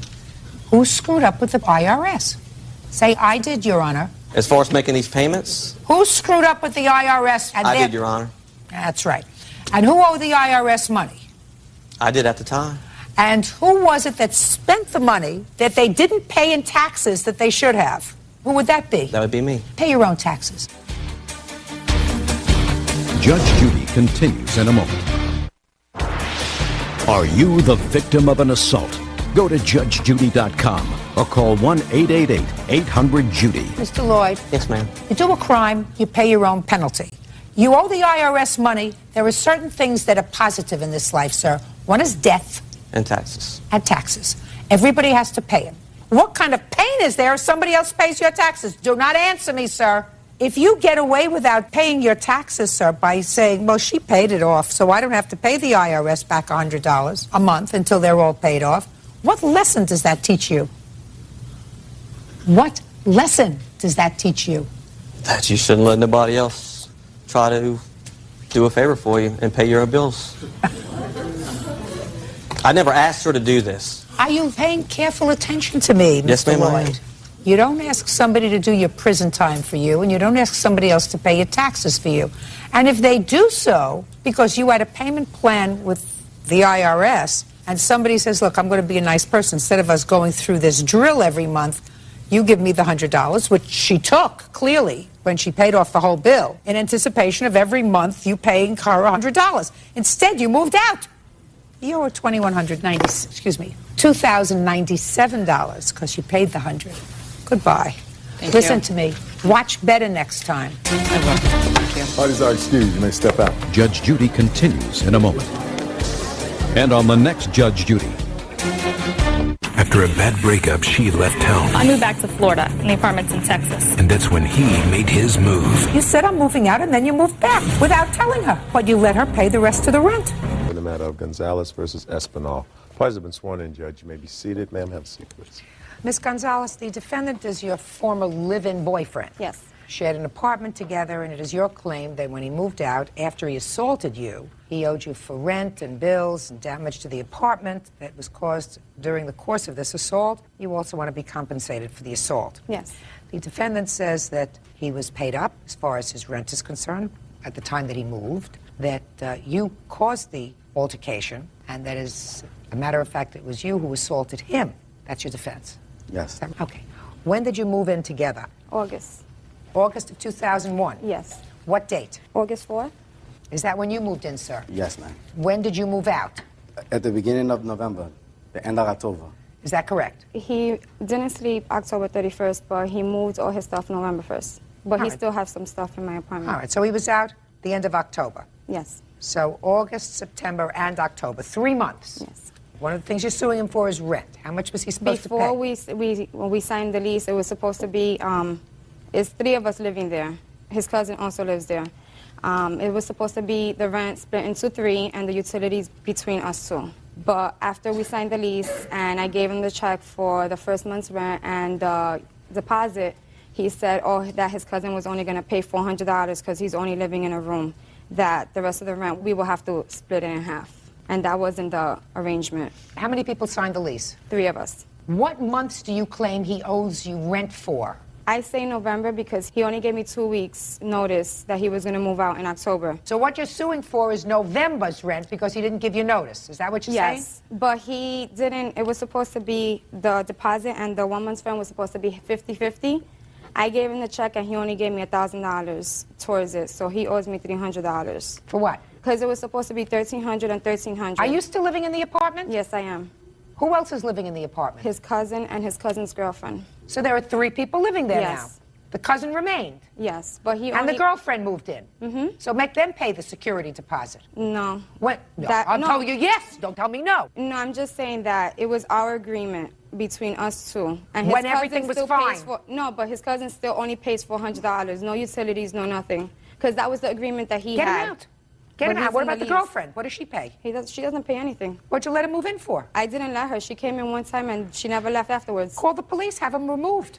I didn't know I could do that. She doesn't live there. She's not on the lease. She doesn't pay rent. Put her out. Now, you didn't move another person into the apartment in November? No, I didn't. A boy? No. Man? No. He says you did. No, I didn't move anybody in. I've been paying for everything myself. My question to you is, the beginning of November, did you start a new relationship with somebody else? Yes, I did. And does the person that you started a new relationship with occasionally stay over at the apartment? Once in a while. Once in a while. And does he once in a while stay over the apartment the beginning of November? Yes, he did. Okay. So now you got the cousin, the girlfriend, and your sometimes boyfriend living in the apartment. You want him to pay No, rent? he doesn't live there. He just stays there. He stays there occasionally. Well, if he stays there work. occasionally, then let him pay half the rent. Leave him alone with the rent. Now let's get started with the assault. Let me hear your version of what happened with the assault. Okay. I received a phone call from his ex-girlfriend telling me that he's been carrying on a relationship with her since June, before we moved in together. Okay. When I found out, I already knew, like, the relationship was already diminishing. So... Had you met the new boyfriend yet? We've been friends since we were 8 years old. So yes. you met him already? Yes. All right. Let's move on.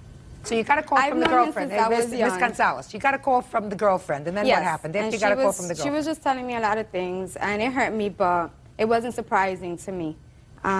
He was outside, and I told him to come upstairs, and I told him that I wanted to speak to him, and he said no. It's whenever he wanted to speak to me. So I said, forget about it, you know.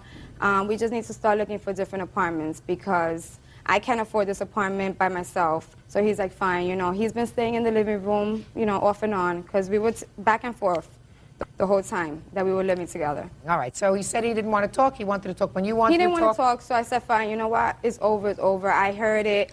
I confirmed my suspicions. It's fine. You know, you did whatever you needed to do, and, you know, that's it. So I was outside waiting, you know, to go out with my friends, and he started with me, you know.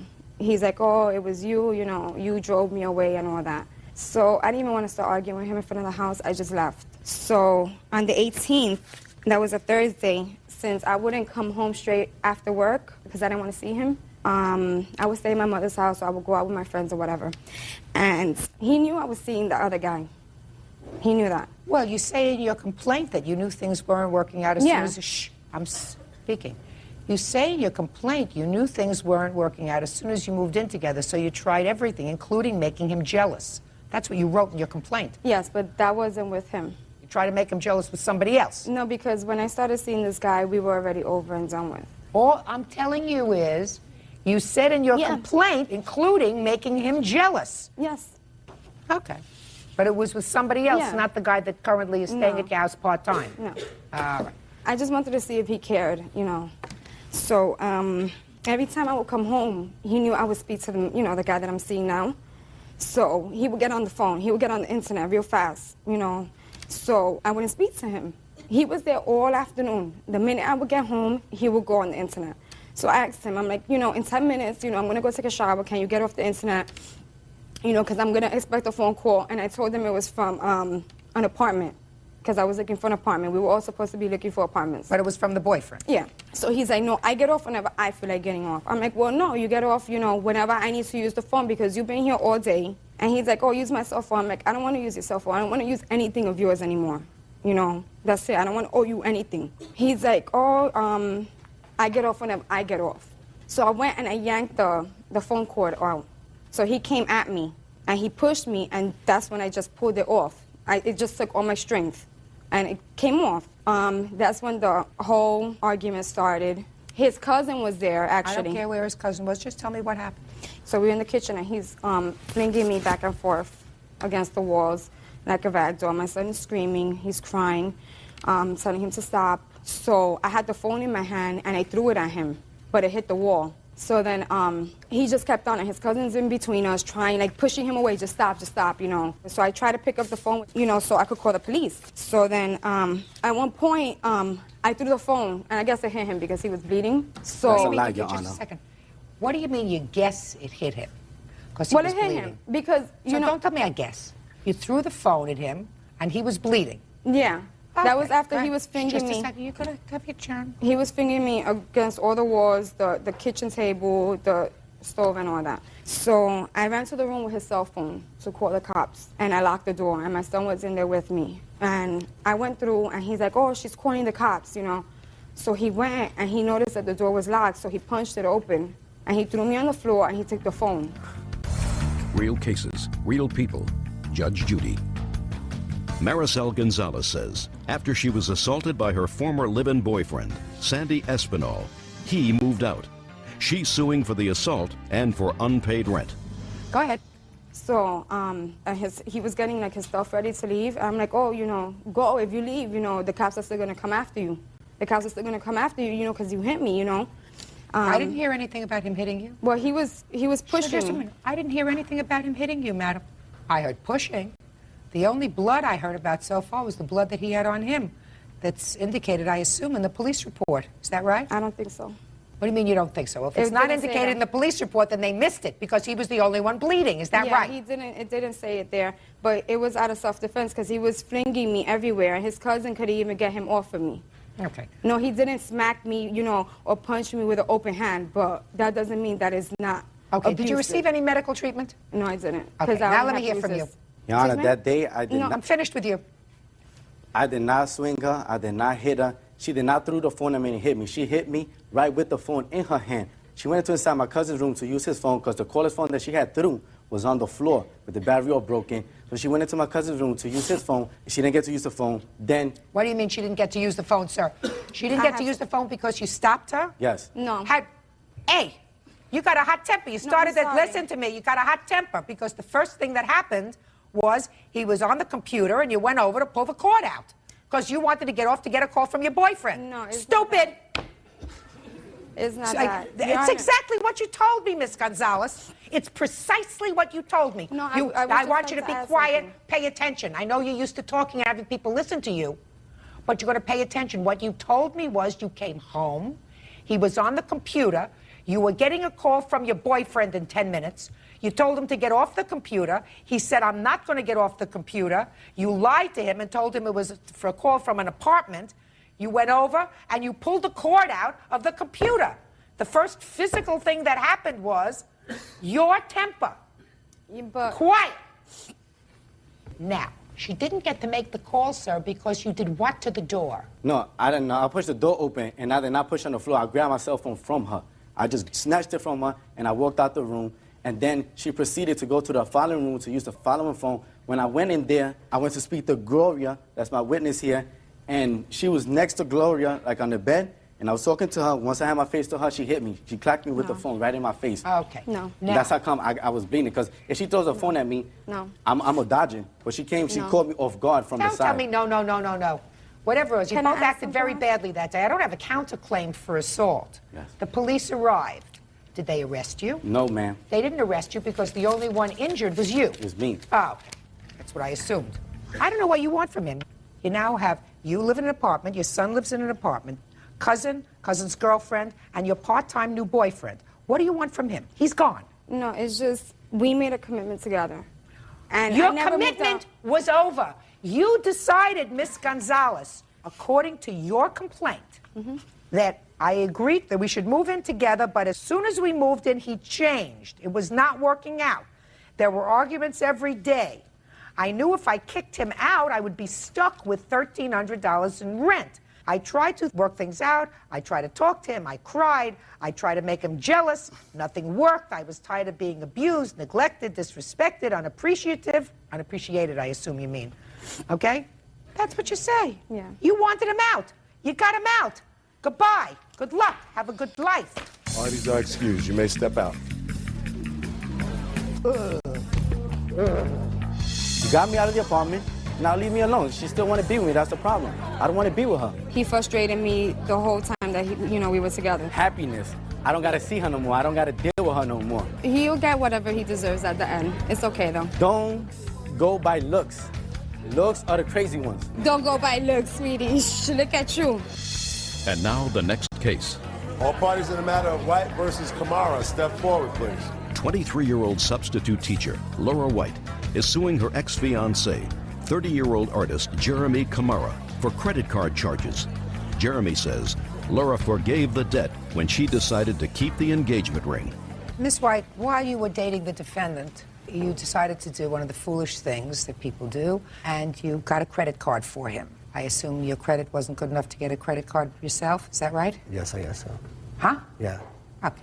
And on that credit card, there was a zero balance, and you purchased nothing on that credit card. Is that right? Correct. He had sole custody of the credit card. Yes. He put some car repairs on the credit card, and he also bought you an engagement ring on the credit card. Yes. When you broke up several months later, you say that while he paid you some money, he did not pay the balance. And with charges, et cetera, it comes to about $1,300. The defendant says that you elected to keep the engagement ring, so he shouldn't have to pay for that, and that he did pay some money, but because you elected to keep the engagement ring, he doesn't feel as if he has to pay anything else. Is that right, sir? Yes, it is. That's right. Do I scare you? No. Then speak up. Let me see the credit card bills. Let me see the ring. I see you've got a box there. I assume you're willing to give him back the ring? Yes. Perfect. Why did you want to keep it to begin with? I never wanted to. I just kind of kept it for collateral. Oh, it's lovely. I didn't ever want the ring, but he still owed the money, so. You said if I didn't give it Don't back, listen I to wouldn't me. have to pay. First, you don't speak loudly enough so that I can hear you, and then you talk to her. You don't talk to her, you talk to me. Okay, she's got certain amounts here that you paid, sir. She says that on December 7th, you paid $100. Does that sound familiar? Yes. $36.50 on another date by check number 598. Another payment of $100. And she's got the check number. Another payment of Laura paid $36. Yes. What did you pay that for? He wasn't paying me. There were only certain months that he did pay me the And money. then she paid again $40 because the account became delinquent. And then he paid $35 in cash back in, looks like June. Then Laura paid $34 just to keep the account out of collections. Then her mother paid $400. After she got the ring back. What do you mean after she got the ring back? After she got the ring back, I didn't have to pay none of the money on the ring no more. I just had to pay for the car that got fixed. Well, now you're going to get the ring back. She doesn't want to pay for it. I don't want to have anything to do with the ring or nothing. Let me understand this. You want her to keep the engagement ring, then pay the credit card. I was going to pay the remainder of the bill, what I owed on my car, and she was going to keep the ring and she was going to pay it off. That's what I had given it back to her. That's what the whole thing was. I don't understand you. You're mumbling. You have to speak up. I gave her the ring back, and I wasn't going to have to pay for it. She was going to keep the ring and do whatever. You mean you had an agreement to do that? Yeah. And I missed $150. When did, just a second, when did you make the agreement that she would keep the ring? Right after she didn't want to deal with it no more. I just said, I'll give it back to you, and I don't have to pay anything except Would you for... talk? I mean, it's hard for me to understand him. I was sick and tired of trying to get him to pay. I was desperate at the time. I missed 2 months. So I took the ring. Sure. I took the ring back, and I asked my mom to help me out with it, just so I could get the balance down. And so I took the ring back, just saying, give it to me. And I never wanted to be responsible for it, though. So that's why I have it now. You had given it to him back when you said we're off, the engagement is off? When the engagement was off, he came over to my house and took it out of my jewelry box. Oh, he did? Because I wasn't going to pay for it if I didn't have the ring, you know what I'm saying? Are you speaking to her? Yeah. He came to the house and took the ring back. Yes. And then when he wasn't paying on the account regularly, you took the ring back. I got him to give it back to me, yes. Okay, and that's why it's here. Yes. Okay. Well, Mr. Kamara, you get the ring back and you pay the bill. Do you understand? That's what I would have done in the beginning. I missed one Well, you missed how many payments? One payment.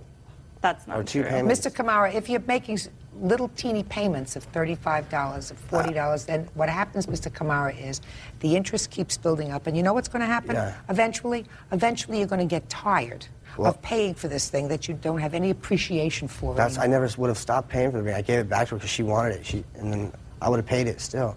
No, she didn't want it back, sir. I got don't news wash for my you. hands cleaner. This lady doesn't want this ring back. That's fine. This lady wanted collateral because you weren't paying as you were supposed